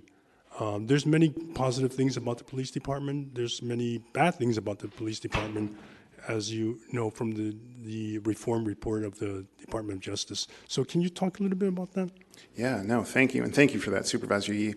I think one of the things that you got to hear, and I'm really explicitly speaking to my mentor, Mr. Derek Tolliver, who brought me here, and we had a very good conversation the other day, and we were speaking about the history of the San Francisco Police Department. There was something that I actually learned in high school from my history teacher who said, if you do not learn from the past, you're doomed to repeat it. And so even when I sit down today, Supervisor Yee, and look at the DOJ's recommendations, I want to be able to go back and look at some things that have historically been done through our police department so that we can continue to push forward those Department of Justice recommendations that we currently have now. So I think that's going to be huge, just being able to go back, look at the past, and look at how we can systemically affect change. Systemically. So right now, when we sit down and we look at some of the DOJ recommendations, and a lot of which are being pushed forward. We were at the commission meeting last night, and let alone, I think we've seen 15 to 20 of the recommendations that folks were going over and had hit. But if we don't dig down to the core systemically and help regain public trust with law enforcement, then we're doing a disservice. So it's going back, looking at the history, looking at the current DOJs that we have. How do we continue to push those forward while also creating that change, systemically? Let me ask specifically then, there's been a history of racism within the department in terms of, again, I don't want to color the whole department as racist, but sure, there's bad apples in there. Absolutely. And it's come up again and again, whether it's through the text messages or the way they behave. How would you, as commissioner, help address that issue? Well, I definitely think, as I kind of stated earlier, as we're looking at the bias and we're looking at DOJ Recommendation 3, one of the things I want to be able to continue to help with is the work that Commander Lazar is doing. I think that's one thing that sometimes we miss out on, is the great work that we are doing in order to push things forward. So the National Night Out that we had in Chinatown, and just what Commander Lazar and his group is focused on and working on, I would love to be a part of that as they continue to engage with community, spend time in community, through a variety of events, through a variety of forums, so that we can sit down and continue to be able to have those conversations. I also think that in this role, in this position as a commissioner, it's imperative that we spend time in each of the communities. That's how we continue to push forward and make change. That's how we sit back, and we also have to start, Supervisor Yee, with understanding that we all have biases. The community members have biases, our officers have biases, and until we're able to sit down in rooms and bring that to fruition and say that there are biases that exist, and until we sit down and have conversations and work through those biases, and they continue to exist. We can't just have 2 hours worth of training for our officers and put them back out on the streets to patrol. That's not enough. We have to do more, and we have to do better. There needs to be more consistency and more follow-up. And then you mentioned that it's good for everyone to go and understand the concerns of all the different communities, and there's a lot of focus in our discussions on the Board of Supervisors about what's happened with the interaction in particular between the police department or individuals in the police department with the African American community, and which is rightfully so. We need to have a lot of discussion, and many times then other things get ignored. So without taking away from that discussion, I represent the West Side, and I mentioned to both candidates that I've never seen a commissioner at any meeting out on the West Side. So what is your understanding of the concerns of people living in the West Side in terms of law enforcement and so forth? So I think one of the things, and we did discuss, and that we talked about, Supervisor Yee, is definitely ensuring that we had representation from the commission there, especially in District 7. And I think by seeing the amount of folks that have come out today and folks from across communities, I think that you can understand and can see that you would have two commissioners that would be able to sit down and bridge that divide.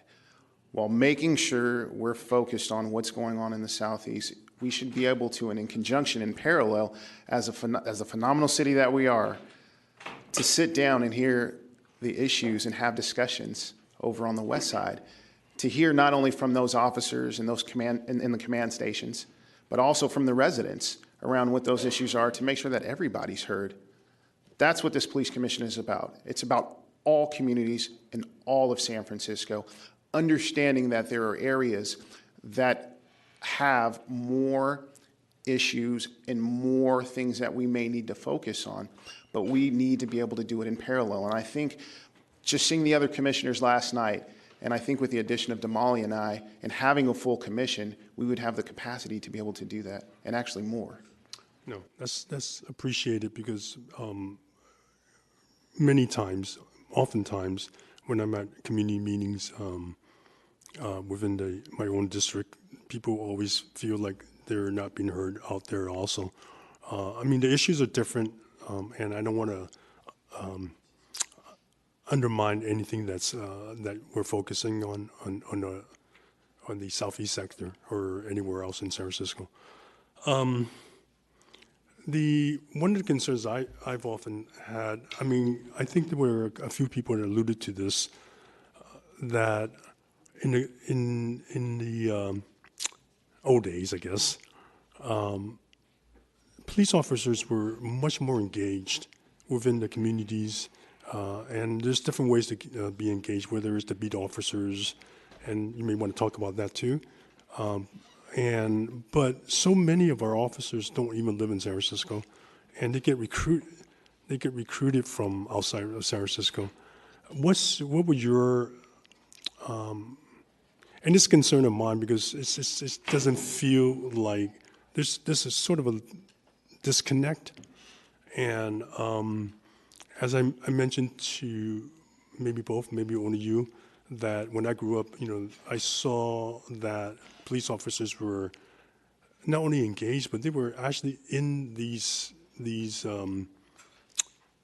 centers that were set up for PAL, in the community, and they were actually staffed it. And somebody talked about going on rafting trips. They were basketball, and there were all kinds of things that police officers were involved with. That's almost totally disappeared. I mean, so how would you address that in terms of getting more of our San Francisco residents, when they're young, to be interested in law enforcement? Well, I think you definitely hit the nail on the head. I believe it's 85% of our officers don't live here in the city. I know when I moved into San Francisco, people had this look on their face, like, how can you afford to live here in San Francisco, let alone be able to work and live here in the city?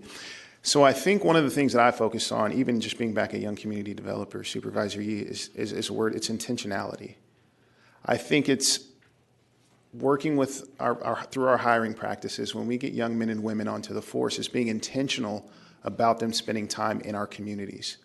But what we need to do in that intentionality is working with the resources that we have in those communities, like community-based organizations, our relationship with SFUSD, our relationship with City College of San Francisco, so that we build systems for them to be able to fit into.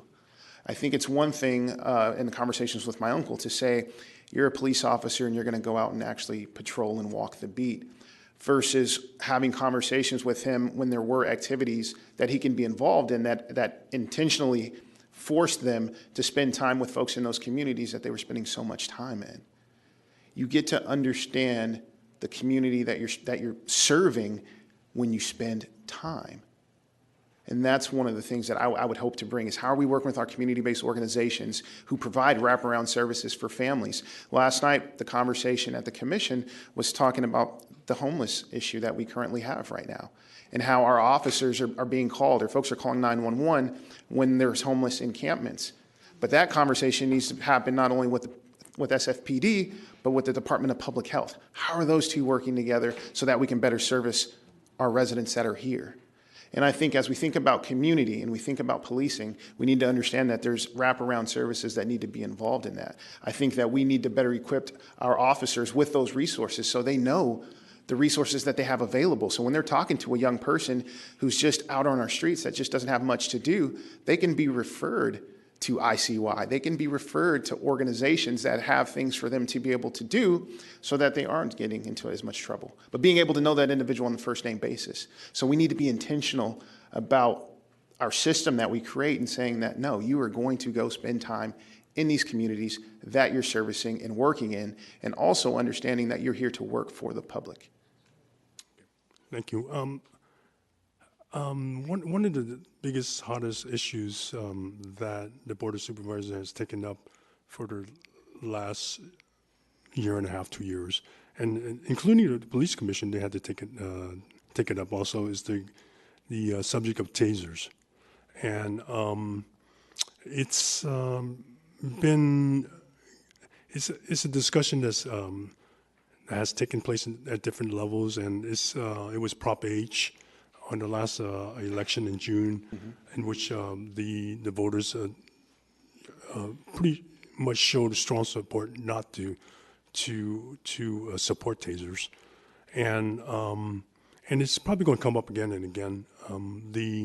The commission from last year, the commissioners at the time, voted to implement a program and to use tasers with adequate training, I guess. And I guess that the Board of Supervisors budget process, there was a discussion on it again, and there were questions asked, and the questions were not answered to the satisfaction of many of the supervisors, and we ended up taking it out of the budget. So in many ways, that's why I anticipate that it will probably come up again. And even when we were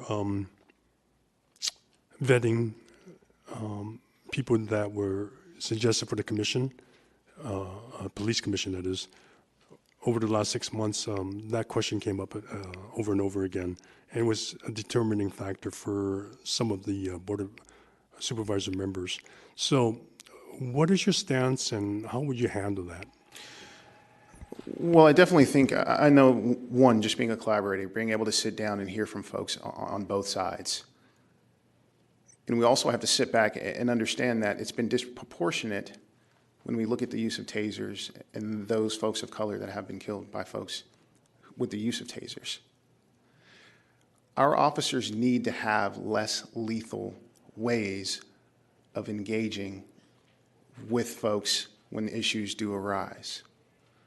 Now, I know exactly what you're talking about, Supervisor E, because I think it passed 4-3 by our commission, at the last meeting. But I think what we need to do is sit down and look at what's been put before us and figure out if the protocols and systems are properly put in place for implementation. That's how I base my moral values, is if things are properly put in place for our officers to be able to go out to have something that's less lethal. And let's not also forget, this was a Department of Justice recommendation. And we see it in other departments, whether it's BART, whether it's in Oakland. There's other departments that have it, and this is one of the Department of Justice's recommendations. We just need to make sure that, again, there's proper protocol, systems, and implementation, which also means adequate training for our officers, if that's the route that we so choose. Okay. I I think all I could do is ask the question. At this point, you have no record of where you stand on that, so it's hard to judge which direction you would go. Somebody else might ask you, how did you vote on Prop H, but I won't. Maybe I'll bring up Ms. Taylor. Thank you. I mean, unless, I'm sorry, Supervisor, unless, just stay up here. Yeah, I think it might be better to just go through the series of questions. If you want to ask DJ some questions, yeah, that would be better, since so we don't jump around.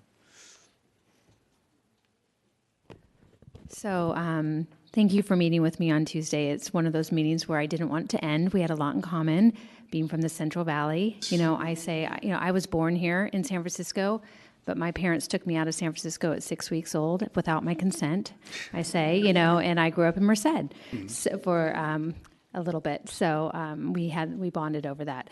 But, when you and I were speaking, I was actually impressed with one of the subjects that you brought up, which was mental health for our officers. And I think that's something that we overlook.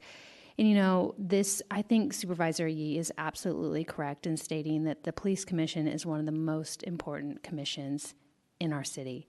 I mean, we know as a local government, providing public safety to our citizens is one of our core functions, and it's one of our most important. Unless we have a police force that the community respects, that the community feels comfortable with, we will not be able to fulfill that obligation.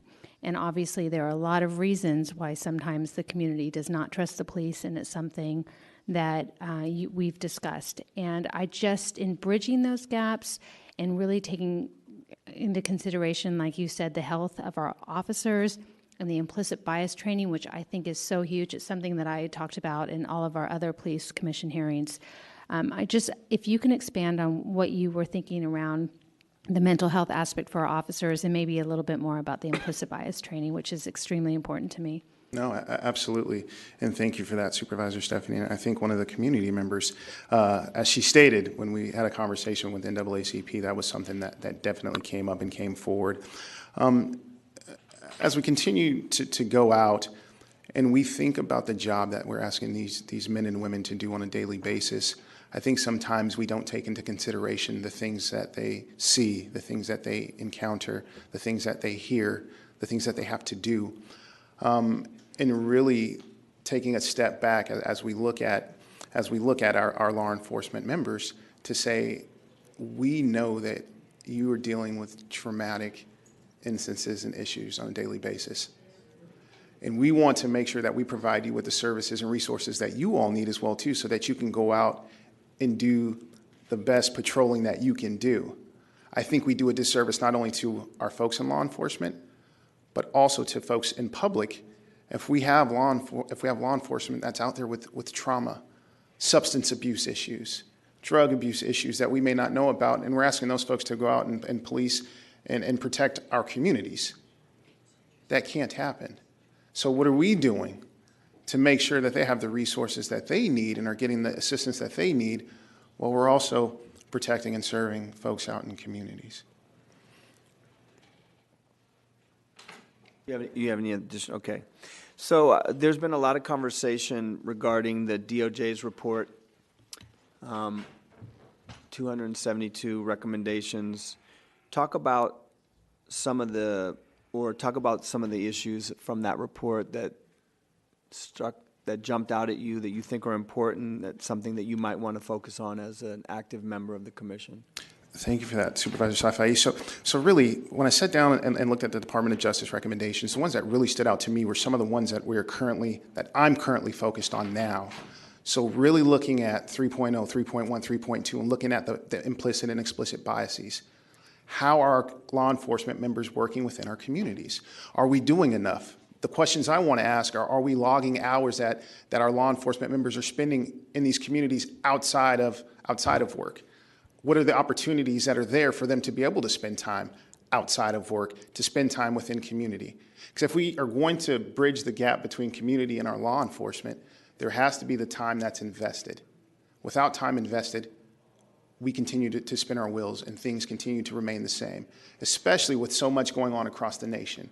I think I've sat with all of you and I've said, as goes San Francisco, so goes California, and so goes the rest of the nation. So we have an opportunity to be a model law enforcement and commission that logs and tracks the time that our officers are spending within community as kind of just one piece. Also looking at the DOJ, I really want to focus on 5.1 through 5.4, looking at our hiring practices.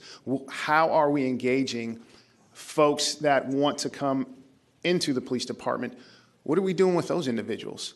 And I really think a lot of it kind of goes hand in hand. If we're spending time inside of the elementary schools and the middle schools, and we're getting our young people excited about what it means to actually protect and serve their own communities, then it allows us on the front end during the academies and during our hiring practices and processes to say, we know that young person, they got to spend time with law enforcement, they understand what it means to protect and serve, and those are the individuals that we want in our communities. Individuals that live in our communities to then come work in law enforcement to actually protect and serve within those communities.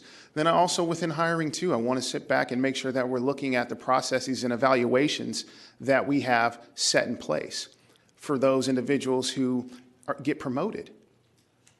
Currently right now, there's no evaluation system. There aren't metrics that are put in place to say that this individual should be at this rank.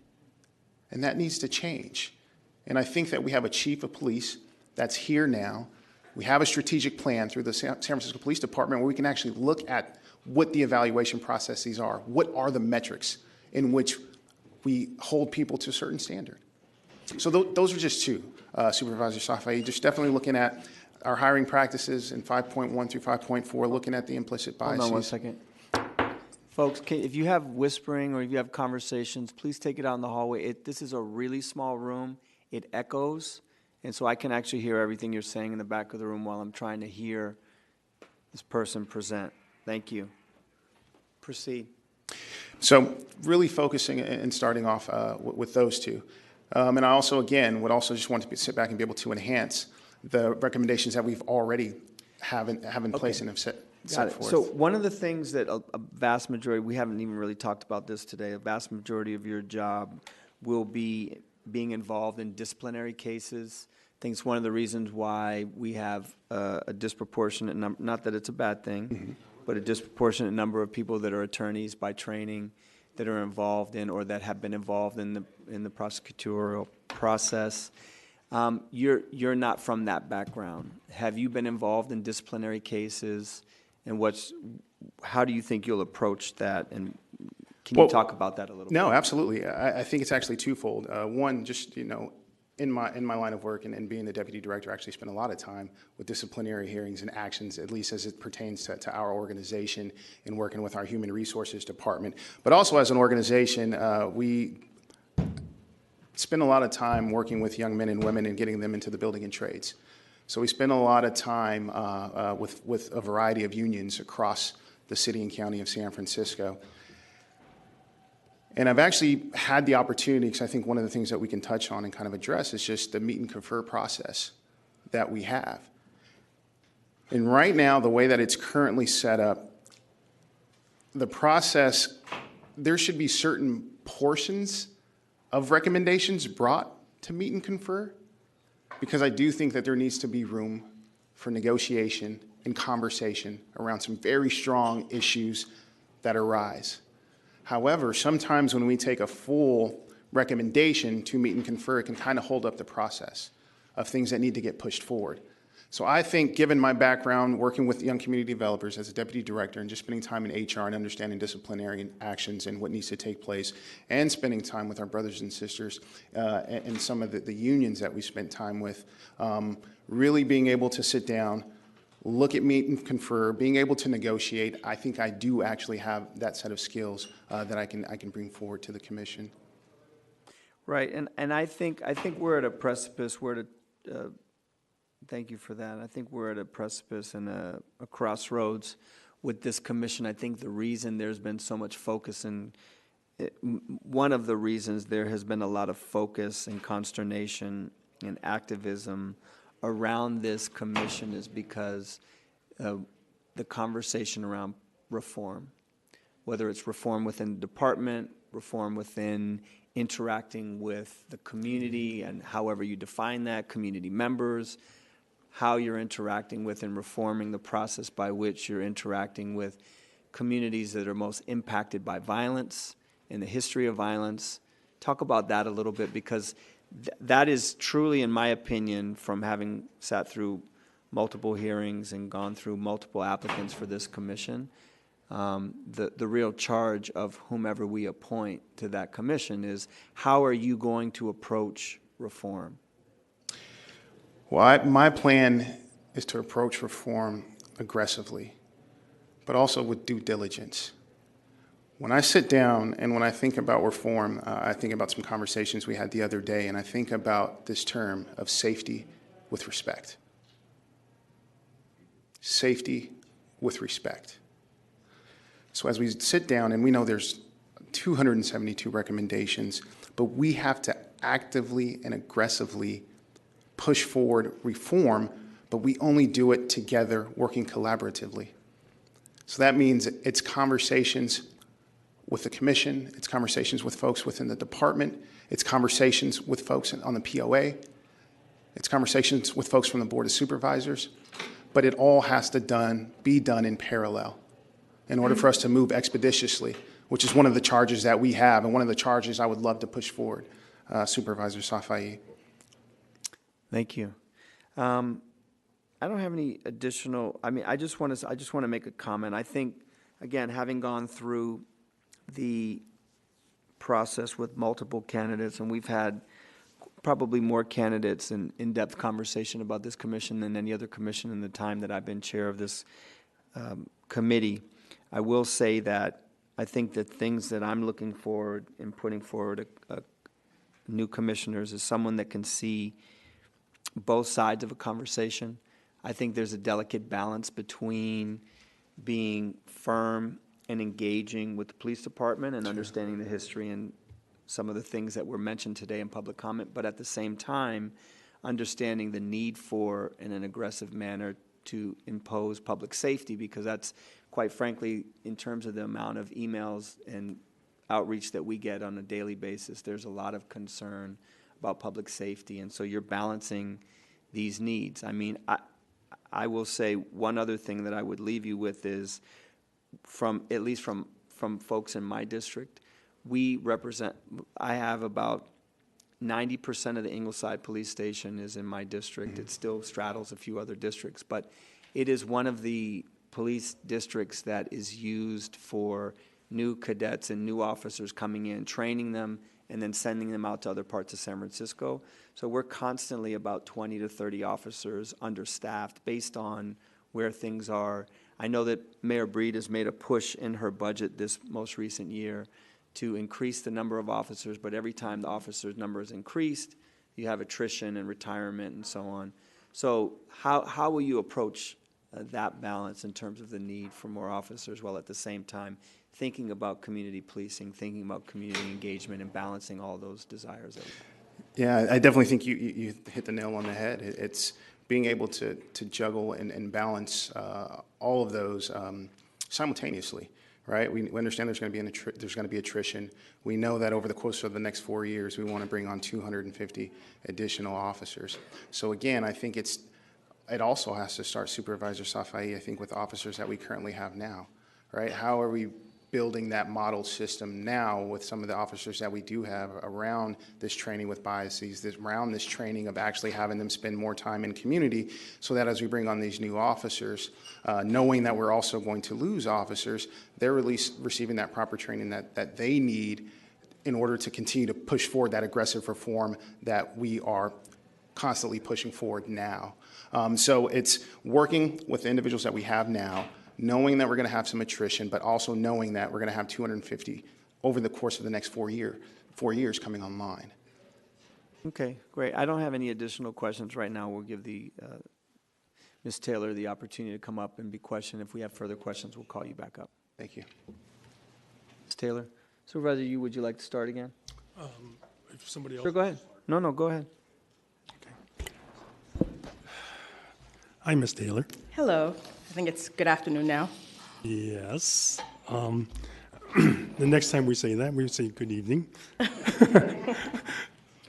I was just start off with my first general question, which is, the role of the police commission in terms of how do you transform, the police department? What do you see your role in trying to move things? And it's including DOJ reform recommendations and so forth. Thank you, Supervisor Yee. It's an important question, and I think at the end of the day, it goes back to how are we policing and how we see ourselves as a department. And that's everything, in my opinion. Are we warriors or are we guardians? And in my view, the role of the police is to be guardians of the public, including guardians of the public trust. And so that should be the model that guides everything the department does, and it certainly would guide me if I were lucky enough to be appointed to the commission. And so that includes, more community involvement, more community engagement. We talk about community policing, and the department does a lot of wonderful things. They're liaisons that are very good about engaging with the community.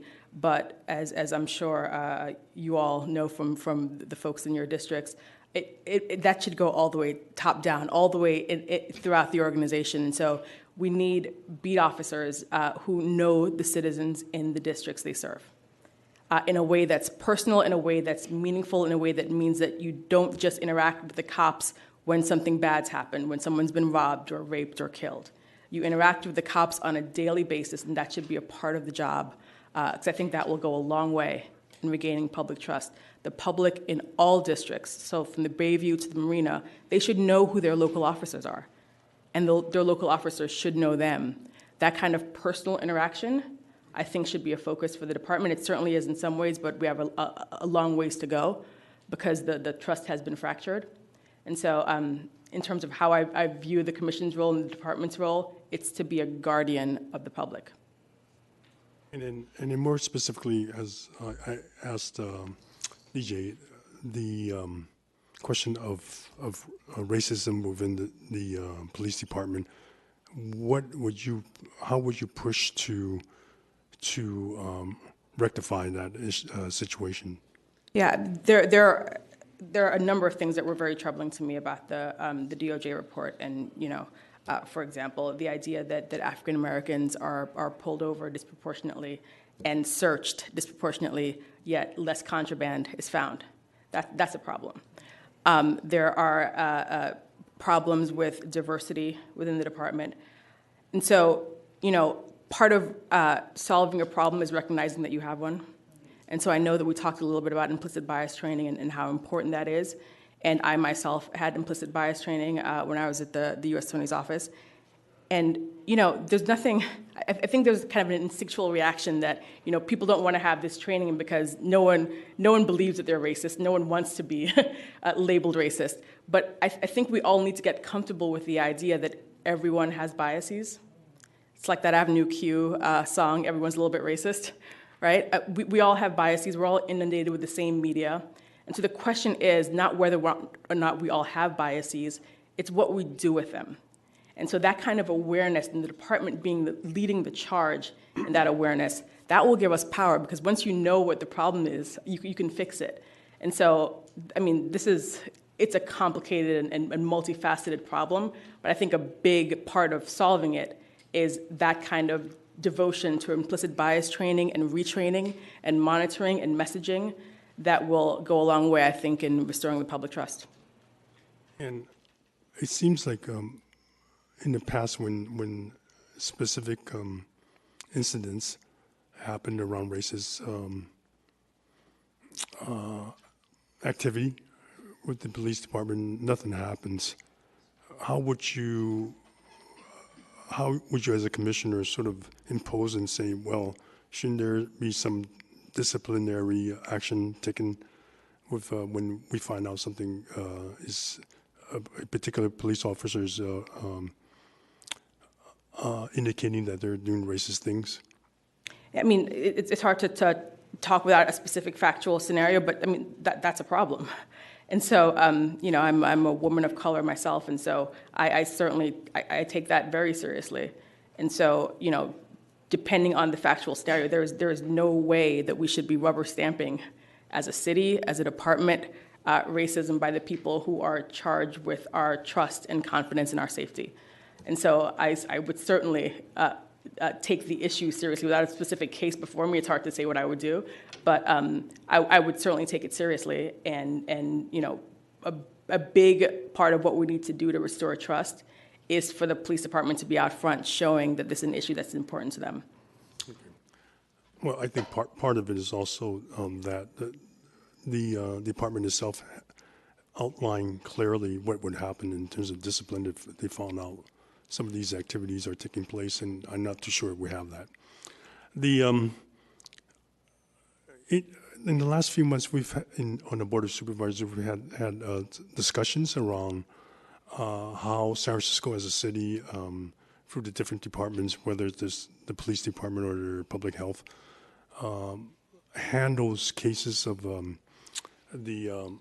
when one is sexually assaulted or harassed. And many of the victims have testified in our hearings to say that they felt they were a victim a second time when they go through the process of trying to report. So how would you help to improve that situation within the police department?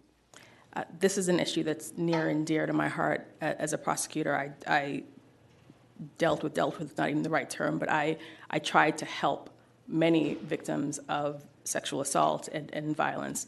And it's terrible because I think it takes a certain amount of bravery to call the police in the first place. And that's a terrifying thing to do. And so who it is that responds and how they respond can make all the difference in the world for the person who's suffered traumatic circumstances and already is dealing with, you know, all of the mental toll that takes. And so that was certainly one of my priorities as a prosecutor. It's a priority for me as a woman, as someone who handled those cases. The most important thing that we can do as a police department is manage and show compassion in the way that we interact with people who are suffering, just across the board. And certainly when you talk about people who are victims of sexual violence, who often have such trouble reporting. And so who that first responder is and how they show compassion is everything. It's everything. And it of course, you know, certainly with respect to women who suffer sexual violence, but also members of our LGBT community, members of our transgender communities who suffer sexual violence and have such difficulty reporting. How people respond is everything. You could literally change someone's life in how you support and respond to them when they've suffered that kind of trauma. When we recognized that biases and racism was an issue, we started implementing the training for implicit bias. Would you push for training on sensitivity of how you handle these cases? Absolutely. Because I don't think it's happening, and I think it's really necessary, and it has to come from the commission. Absolutely, absolutely. And the question about, you know, how do we get more of our San Francisco resident young people to be interested in becoming a police officer, and can you how would you approach that? You know, something else that's dear to my heart. A lot of the times when I speak to the public, I like talking to students, and I like, you know, talking to students about being prosecutors. And I say, you know, the most powerful thing that you can do, if you want to change the criminal justice system, be a prosecutor. Prosecutors should look like members of the community. It should be as diverse as the person standing before you and many people in this room. And so it's something that breaks my heart when people don't want to be prosecutors or police officers. And so, you know, there's no easy answer. And the only way that we regain public trust is to be examples and to be models. And so we have to make, as officers, we have to be people that are admirable, right? And so that's how our young people will want to grow up to be cops, because they'll know cops. who they admire and are good and will be their heroes. Police officers should be heroes for our little boys and girls. And so I don't have a quick fail-safe solution, but I think if we model what we want, I think that over time we will have more young people who want to be officers. I'm just going to say that both of you did not touch upon that one way, it's not the only way, is to support police cadet programs, and where you bring in young people, whether they're in, I think they're a little over 18, but there's also other pathways, and starting in high school. I remember when I was, I could barely remember when I was younger, but there weren't any, it was very non-diverse in terms of the police department, and they started implementing the police cadet programs and started recruiting many of the young people in our communities, whether they're from the Black community or from the Asian community, from the Latino community. And then we saw sort of a uptake, and it's something that disappeared for a little while, and I've been pushing, and I'm hoping that as commissioners, you push the same thing, because I think that's one of the best ways to actually get homegrown police officers. That's a great point.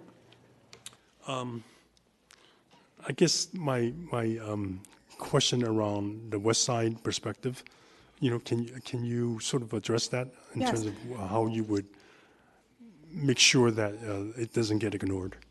Of course, I mean, I would want and hope and would work to represent all communities. I think every commissioner should be engaged and committed to representing all communities. And I think that on the West Side, folks want what people want in other areas in San Francisco, which is they want to feel safe walking down the streets. They want to know that when they call the police, an officer will come who can engage with them in a way that's supportive, in a way that's understanding, including, SFPD needs to work harder, and I know there have been efforts on this front, so I'm not trying to malign SFPD, because I think they are working hard, but making sure that the officer who responds to a scene can speak the same language as the victim who is suffering and wants to tell his or her story. And so doing a better job of being supportive and compassionate, and also, making people feel safe. And I don't think the West is alone in that regard, but I think that it's something that we can do better. Appreciate that. The question about tasers, again, I know we've spoken about it, and for the public record, what is your perspective of tasers? I mean, of course, it's a complicated and difficult question, and there are no easy answers. The goal of everyone is, or certainly should be, to reduce the number of children that are killed. No one wants that. And so the question is how we do that, because officers, cops have weapons, right? It's part of what the job is. And so how do we ensure that officers have the right training and the right accountability to decrease the number of kids on our streets who are killed? And so, the DOJ recommended that we look into tasers, and there are, many agencies who are able to use tasers and firearms, because firearms are also weapons and more deadly weapons, to make sure that we don't have the fatal, unjustified instances of people being really hurt. And so, I know that the Police Commission looked at this issue. They looked at it very closely. I followed it as an interested citizen, but certainly have not invested the really long and thoughtful and arduous hours. And so I trust that the analysis was thoughtful. I know that there are people who change their minds over time, and that's part of the, a healthy discussion, healthy debate, healthy consideration. And so, it's not really fair for me to prejudge or second guess any issue without the benefit of all of that information. What I would say is that I would, I trust their analysis. I rely on it and wouldn't second guess it. And if I were asked to make a similar analysis, I would consider all of the evidence. I would want to talk to BASF. I would want to talk to all of the stakeholders and really get as informed as the commission was when they voted. Okay, that's it for now. Okay, great. Supervisor Stephanie? Thank you, Supervisor Safai. Damali, it was so great to meet you the other day, and we have a lot in common. I'm a former prosecutor. I did not go to Yale, though. I think what you said too, as a prosecutor, you see police officers at their best and at their worst, and, really interacting with them, we learn a lot about law enforcement and the criminal justice system, and of course that provides a unique perspective. And one of the questions I asked to DJ was about the mental health of officers. And what I wanted to ask you is, obviously we have a situation in San Francisco, not just San Francisco, it's all over the country, all over our state, of people that are suffering from mental illness on our streets. And a lot of the times it's left in the hands of our police officers to be the first responders, and it can be a very dangerous situation for the individual that is acting out, or for our police officers. And I think it's really important for us to take a hard look at that and ask some really tough questions about how do we want our officers to engage, what can we be doing better, because the problem is not going away tomorrow. And I really think that we need to be focused on it. I think it's something that the Police Commission needs to look into and work with the police department on. But I'd just like to know your initial thoughts on what we can be doing better, or what are your thoughts about how we can make sure that we're addressing the problem in a way that is protecting the lives of those that are in crisis and the lives of those who may be harmed by other people, and of course our police officers as well. Thank you. First of all, I agree with your comments. Just living in the city, we've all noticed over time we've really reached a crisis point when it comes to some of the challenges that people are facing on the streets with mental health problems. And so I think the good news is, one of the things that I'm learning is that things are starting to get better. And by that I mean, I know that the police department is working hard on not only making sure that officers are trained, so CIT training, crisis intervention training, a number of officers have received it, but I think they're only about halfway through the department. And so making sure that all officers are trained in that kind of crisis intervention is very key. I also like the fact that, the idea that police should be first responders to people with mental health challenges is not really a great fit. And so I think the police is working more collaboratively with subject matter experts. So people who know about behavioral health issues, people, DPH and GLIDE and other nonprofit organizations, so that what the police is doing is really facilitating people getting access to the help and the services that they need, which is the role that the police should have in that kind of situation. And so, I'm heartened because I think that we're getting better. We have a long way to go, but I think that they're taking the right steps to hopefully get us where we need to be. And the other thing, we've talked a lot about community building, and since I've been supervisor since January, I've had, public safety is a huge issue in my district and District 2. A lot of people don't feel safe, or, we have the property crime epidemic and everything. I've had 3 public safety forums and 2 public safety fairs where we've had our police captains come, Commander Lazar, we've had the DA there. And I think it's been really good because people are interacting with their captains and their footbeat officers, and they get to know them, and they feel a sense of pride in knowing who they are and feeling like they can call on them. And when you and I discussed this, I think what was missing in that is having police commission or commissioners present, and it's something that I want to continue to do in District 2, and I think that's something that I know a lot of district supervisors do as well. But how do you see getting the police commission more involved with the community as well? I think it's critical. I mean, as I think we discussed, I certainly, not only am I open to learning, I need to learn, right? I want to engage with all of our communities. It's so important. It's such an important part of this role. And so having police officers out in the community is obviously critical. But, as a police commission, we need to know and understand the needs of the communities that we're serving. And so you do that by going out and by interacting and talking to folks and going to events, and that's something that I look forward to. Great. I just have we a lot of the questions that I wanted to ask have been covered. You heard some of the things that I said in terms of statements about this being at the precipice and the importance of reform. One of the things that we talked about in our meeting that I wanted you to expand upon, and it's something that I asked every single commissioner, potential commissioner for this position, along with Mr. Brookter.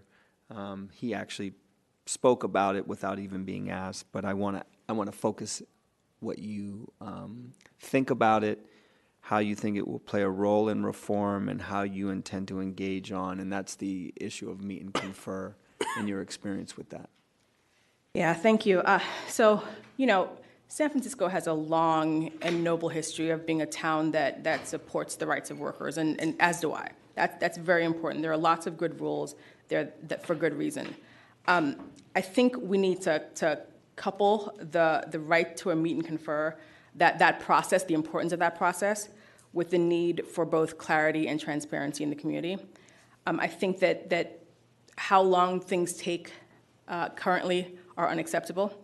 And so taking a hard look at the procedures currently in place and bringing all stakeholders to the table is an important thing, I think, for the commission to do and to be out front on. Because at the end of the day, even where the department is advancing reform, the community doesn't feel it, because it feels as if things are mired in bureaucracy. And so as someone with, you know, I've got a law degree, and I'm interested, and I'm checking to see what's happening, and it's not always clear to me. And so you can imagine for community members trying to figure out where we are in terms of reform, it seems as if nothing's happening. And it seems as if everything is mired and bogged down in bureaucracy. And so one thing I think is important to do is to bring all stakeholders to the table to clearly define you know, the types of issues that get sent to meet and confer. Because I think it's confusing, certainly for the public.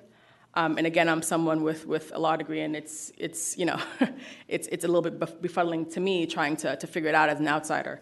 And so, you know, what types of matters should get sent to meet and confer, and what types of matters shouldn't.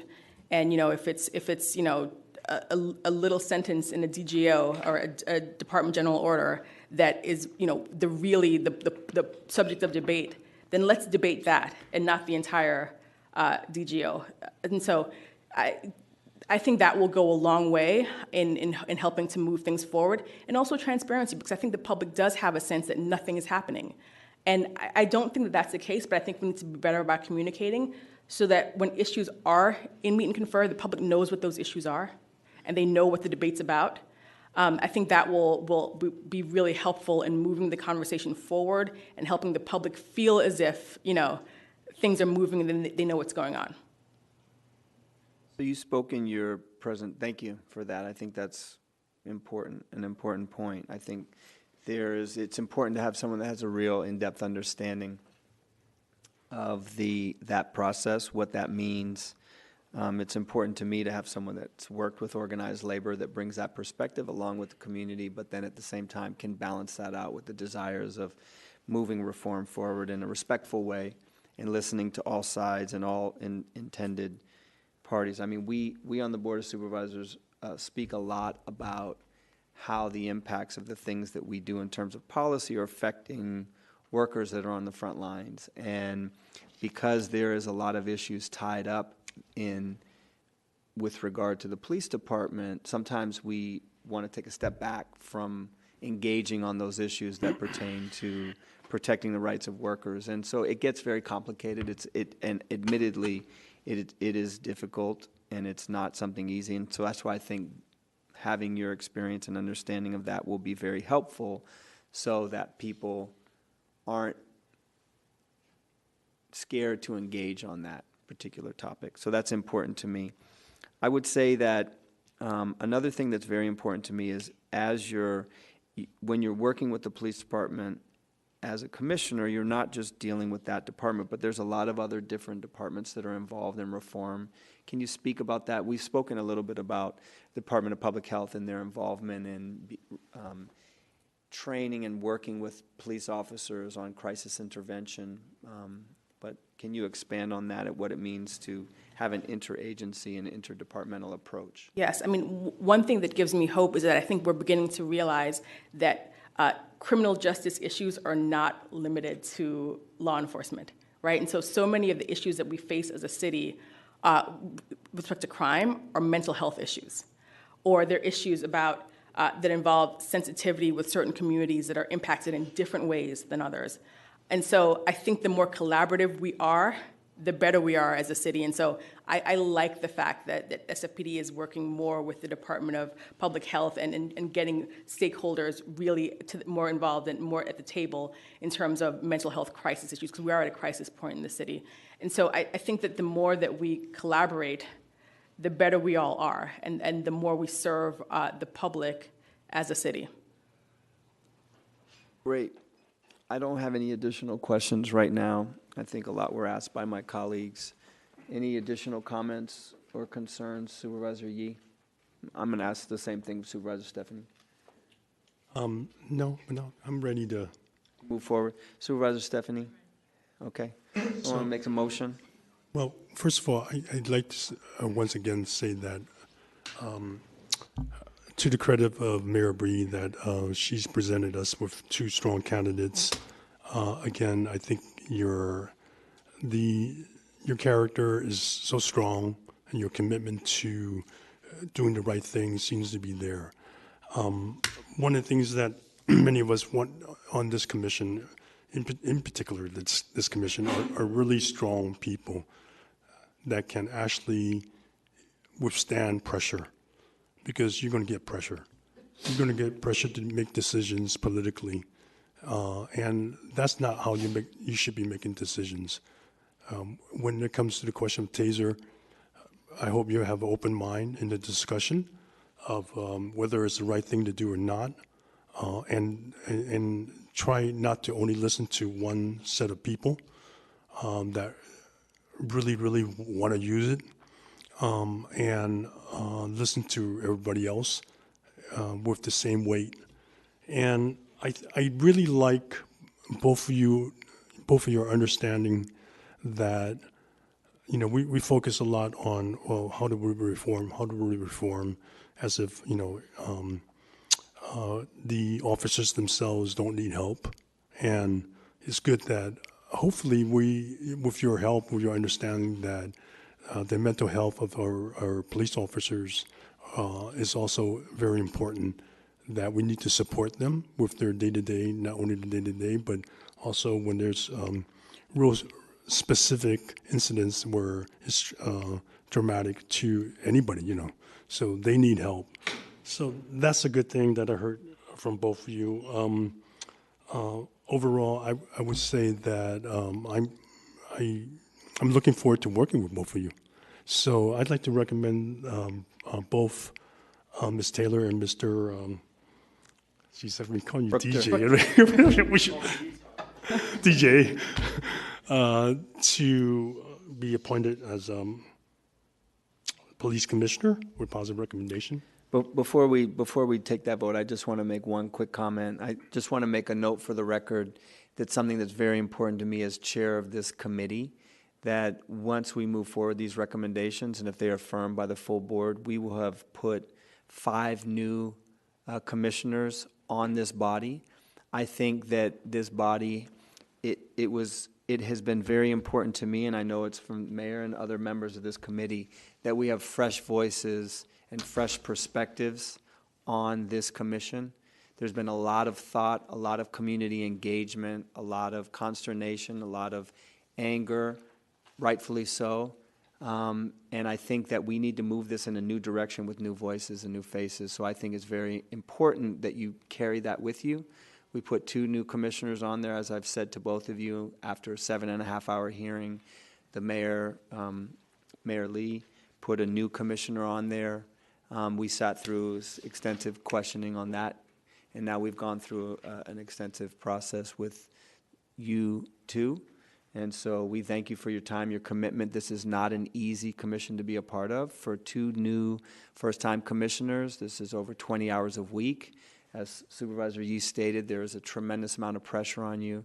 I just leave you with this one thought. I think it's very important to be fair and see both sides of every situation as much as possible, and I think I've heard that from both of your presentations and from the people that came to speak on your behalf, and I've seen that in your record. and what you've brought to the table. So, Supervisor Stephanie. Yes, and I just want to conclude too that I agree that Mayor Breed has given us two incredible candidates here today to serve on the Police Commission, and I am very supportive. I want you to know that my door is always open, and I look forward to working with both of you. And, you know, I want to thank everyone else, everyone in the audience who came out to speak in support and to speak your mind on this very important subject. I mean, it's, like I said, it's one of the most important commissions. And I want to thank you for your willingness to serve. I know you both are going to be incredible. And again, what Supervisor Safai said about keeping all sides in mind, I know you'll do that. And I want to reiterate, too, the questions that Supervisor Yee asked and the importance of those. We've been through so many of these hearings now, and it's really nice to be able to put forth two good names to the Board of Supervisors. Right, thank you. So did you want to, I guess we made a motion, a positive recommendation. I think we can do that, seconded and without objection. And so congratulations. We look forward to the final hearing in front of the full Board of Supervisors. Please call the last item. Item number 6 is a hearing to consider appointing 2 members, term ending November 2nd, 2019, and 2 members, term ending January 31st, 2021, to the Central Market Street and Tenderloin Area Citizen Advisory Committee. Okay, we have 6 applicants for this Citizen Advisory Committee. I think we'll hear from the first one, Mr. Sam Dennison. Is Sam here? Oh, sorry, Ms. Dennison. I apologize. Ms. Dennison, if you could please come forward and give some brief remarks. Sure. I first want to say I appreciate the amount of time and deliberation you put into the previous appointments, and I know it's late in the day, so we'll try and keep things short. I've been involved with the Mid-Market Tenderloin CAC almost since its very beginning. I moved here in 2011 and started attending the meetings in 2011. I think with the exception of Antoinetta Stadelman, who is also on the committee and the only person who doesn't need to be reappointed this year, I'm the only person who's really been involved with it other than Jane Kim since the beginning. My original involvement was just as a resident in the community, interested, and then over time, having attended a number of, or virtually every meeting of the CAC, got appointed to the CAC about 3 years ago, and now my term, I guess, either came to an end or ended under the change in legislation. I'm not sure which precipitated the event. After I became appointed to the committee, there was a change in leadership on the committee. Some people dropped off the committee, and I became the chair. So I am now chair of the committee, have been for about a year. Under the work that I've done as chair, we've gone from meeting less than the regulated 3 times a year. For a while, we only met once a year because we had trouble getting quorum. Once I took over being chair, we were able to get quorum more frequently, although it remained difficult because of the number of people who are dropping off of the committee. In the last year, as we've been meeting, we've really worked hard with the community and with the corporate liaisons to create some meaningful engagement above and beyond the requisite minimum of the citizen or the community benefit agreements. Most notable in all of that is the agreement between the corporate liaisons to work for the benefit of public schools in the Tenderloin. They're really focusing on developing a strategic plan to, over time, be able to raise someplace between $250,000 and $500,000 a year to benefit the local schools, and that would be above and beyond what the community benefit agreements require. I want to say about the committee that it originally started with 11 members, and 3 members were to be residents, and by the time the committee was reformulated a year ago, there were really only 4 members left, and 3 of us were community residents.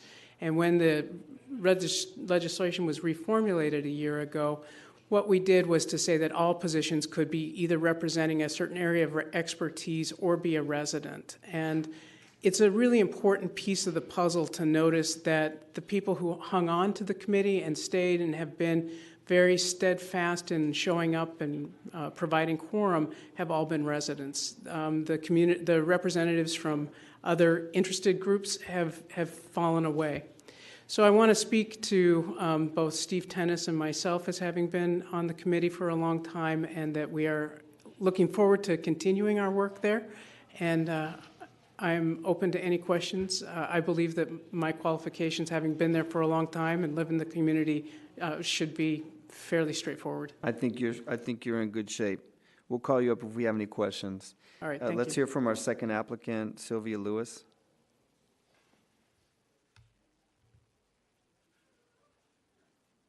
Sylvia's not here, so we'll go to the third applicant, Kathy Raisenwitz. Kathy's not here. Mr. Stephen Tennis.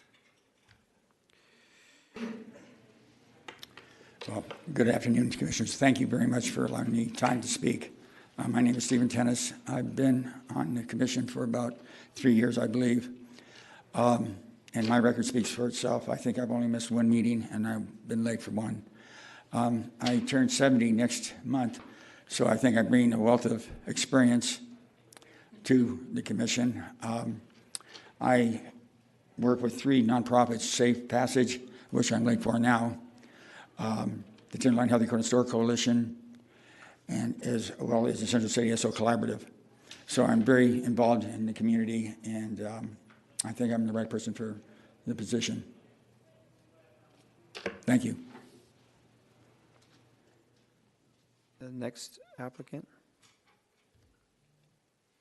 is Jonathan Bonato.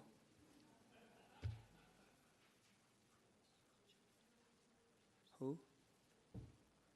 Good afternoon, supervisors. My name is Jonathan Bonato. I've lived in San Francisco about 18 years, some of that time in the Tenderloin. I've experienced homelessness on and off for about from the mid-1990s until 2009. And the Tenderloin was the neighborhood that I turned my life around in. I was able to get stabilization unit or housing voucher, emergency voucher through Q Foundation or AIDS Housing Alliance at the Bristow Hotel, and also through Tenderloin Health, now Lutheran Social Services at the Drake Hotel. I've stayed at the Jefferson Hotel, the Civic Center Hotel.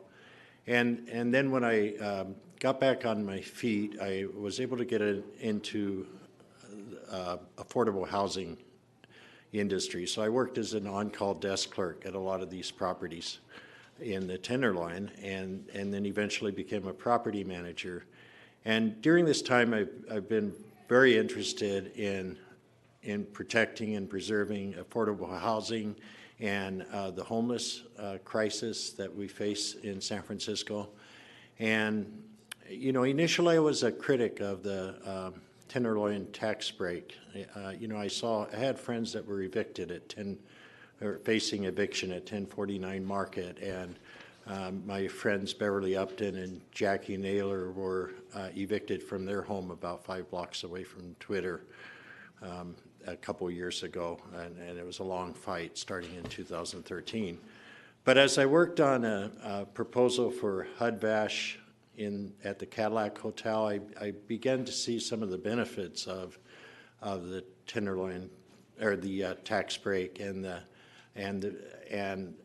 so I've come to support it, but I also feel like we have a lot of concerns in the neighborhood, with homeless issues and with the drug epidemic and drug dealers in the neighborhood. And I would really also like to continue to support building more housing, both the affordable housing and market rate housing. I've had the honor and joy of being able to help house low-income people at Trinity, I just want to see us build a Tenderloin that is for everyone, that protects low-income people, but also pushes forward with building new housing and revitalizing the neighborhood. And also in terms of my personal experience, I'm HIV positive. I'm a recovered crystal meth addict, so that And to me, I really enjoy coming to work each day in the Tenderloin. I work on the 300 block of Ellis as a supportive housing property manager. And it's really good to be getting to know people on the block and having block meetings with the captain and with the other housing providers and with Glide and Youth with a Mission. And I would really like to offer up my service for the Citizens Advisory Committee for Central Market and Tenderloin area. Thank you. Bryant Duong, our next applicant. Hello, good afternoon, supervisors. A little bit about myself. So I started my career in public service just around the corner as a legislative and policy intern at Supervisor Kim's office. Since then, I've transitioned to Chinatown Community Development Center, working as a services coordinator on the 200 block of Turk. So since my tenure as a services coordinator, we've established semi-daily ESL classes for our residents, weekly citizenship classes for residents, and we've partnered with the Salvation Army to provide my residents, particularly the Arabic mothers, with their own private gym classes. So my goal really is to be on the committee to help keep the neighborhood economically viable for my residents as a place to live, and to,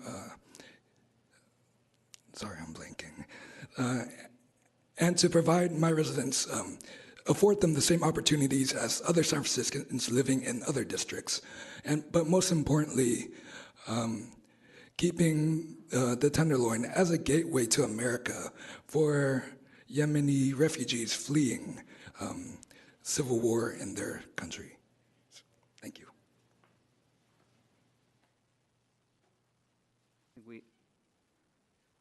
I don't think we have any other applicants with us here today. So we're going to open it up for public comment. Any members of the public wish to comment on this item, please come forward.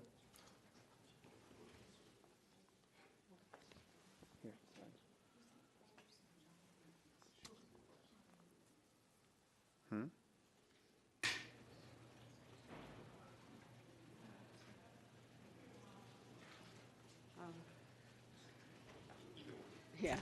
Okay, how do I turn? Oh, I am online. Okay, I've got a few things to say, but first I want to suggest that that we have a continuance in order for more people to make applications. I would like to point out that the vacancy notice said there were that there was 5 seats, and the agenda said there were 4 seats to be filled. Also, candidates need to be residents of the Central Market or Tenderloin area, and I wish to, I'm endorsing Sam Dennison and Stephen Tennis for their seats on the commission, and I'd like to point out that one of the applicants who was not here cited working for a nonprofit since February of 2018, but the nonprofit is not in the area. I don't know if this person lives in the area. I'd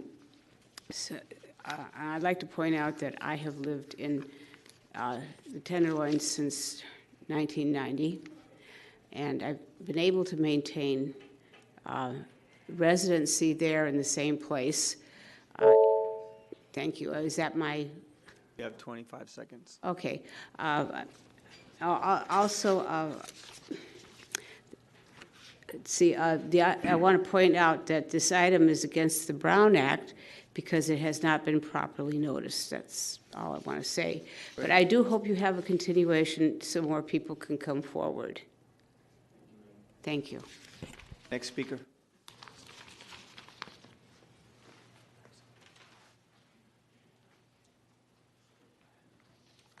Hi. Good afternoon, Supervisors. Todd David on behalf of the San Francisco Housing Action Coalition. So we are here today giving our strong support to John Bonato. His personal story, I think, is really compelling. Having found himself homeless at one point and able to get himself healthy, recovering from an addiction, and then working in the affordable housing world. And he was really one of the leading advocates in the city. From a pro-housing point of view.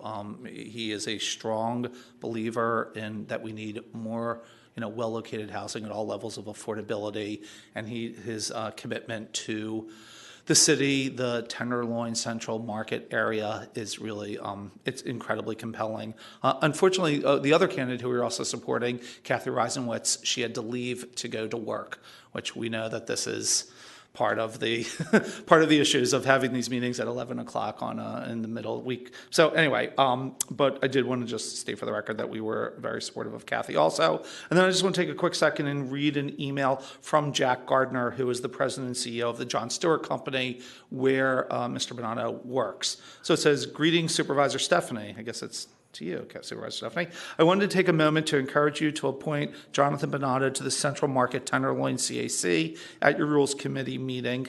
Jonathan is an employee of the John Stewart Company and a longtime manager resident of affordable housing in Soma, Tenderloin, Mission neighborhoods. He is a very intelligent and thoughtful person and has a great deal of experience with property management, supportive housing, affordable housing, homelessness, and the Central Market Street Tenderloin areas. As the CEO of John Stewart Company, I can assure you both that he would make an excellent member of the CAC and that he will have the full support of his employer for serving on the committee. Thank you for your consideration. Best wishes, and please don't hesitate to contact me with any questions. Thanks." Next speaker. Thank you.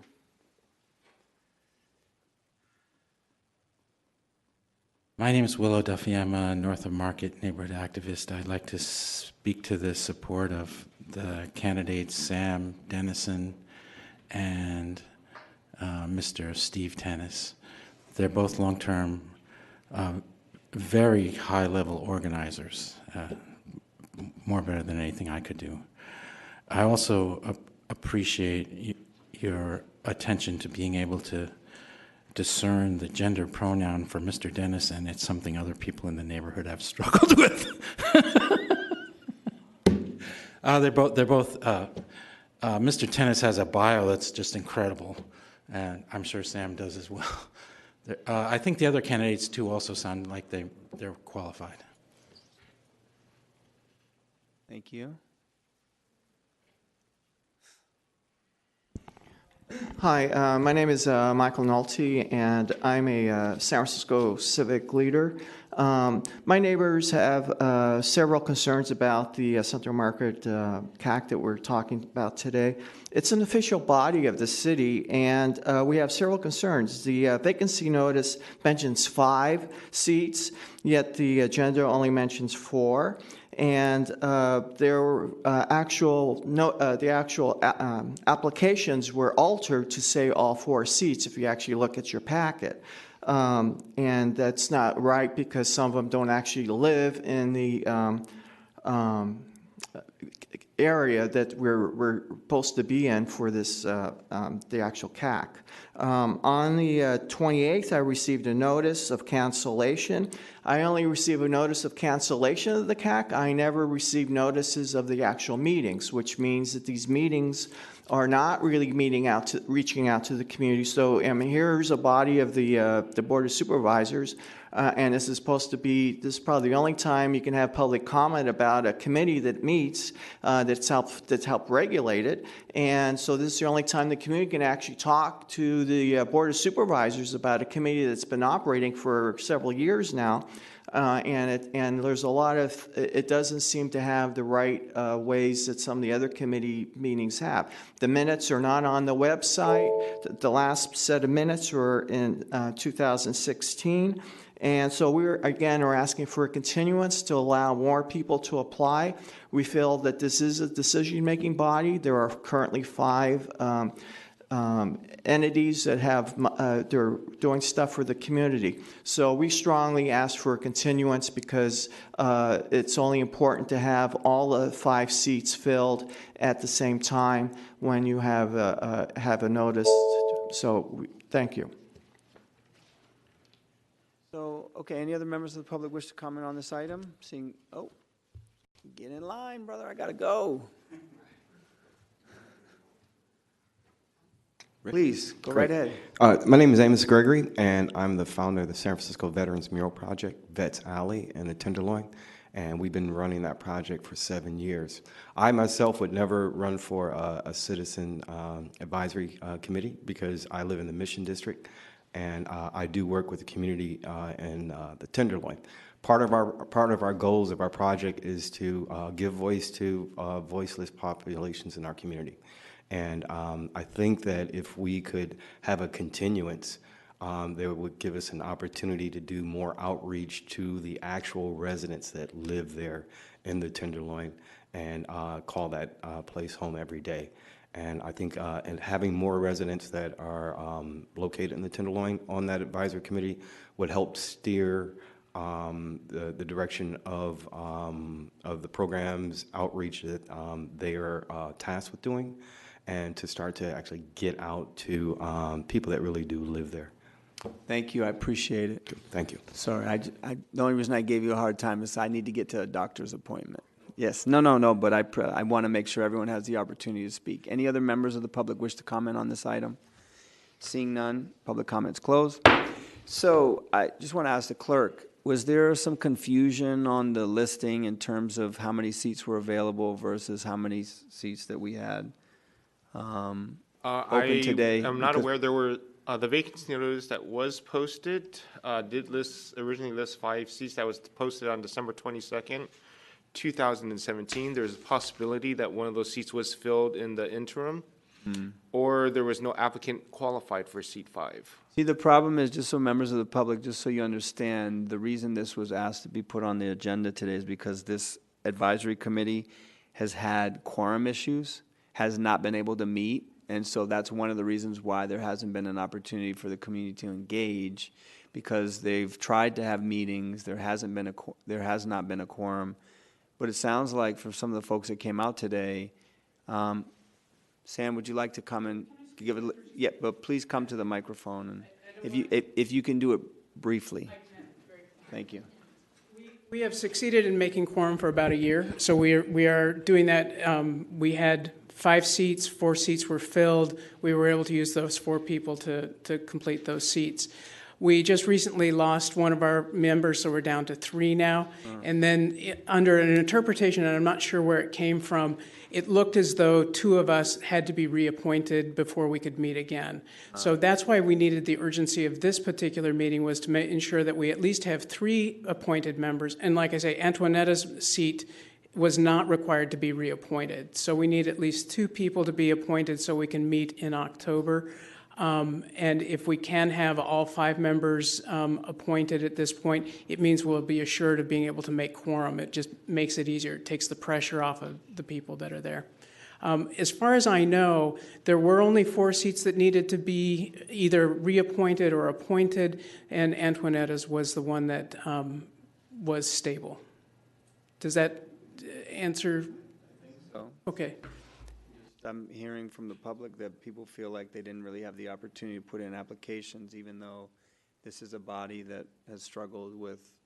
So notices were put out and have been put out through community organizations since last February, when we had another seat that was open. So and one of the confusions, and I don't know again where this falls out, is that there are actually 2 sites, one that's on the SF.gov sort of network of websites that only goes back or stopped functioning in 2016, and then there's another site that has everything since then, and they haven't So pulled let me that just together. ask this question. I think this will help us make a decision.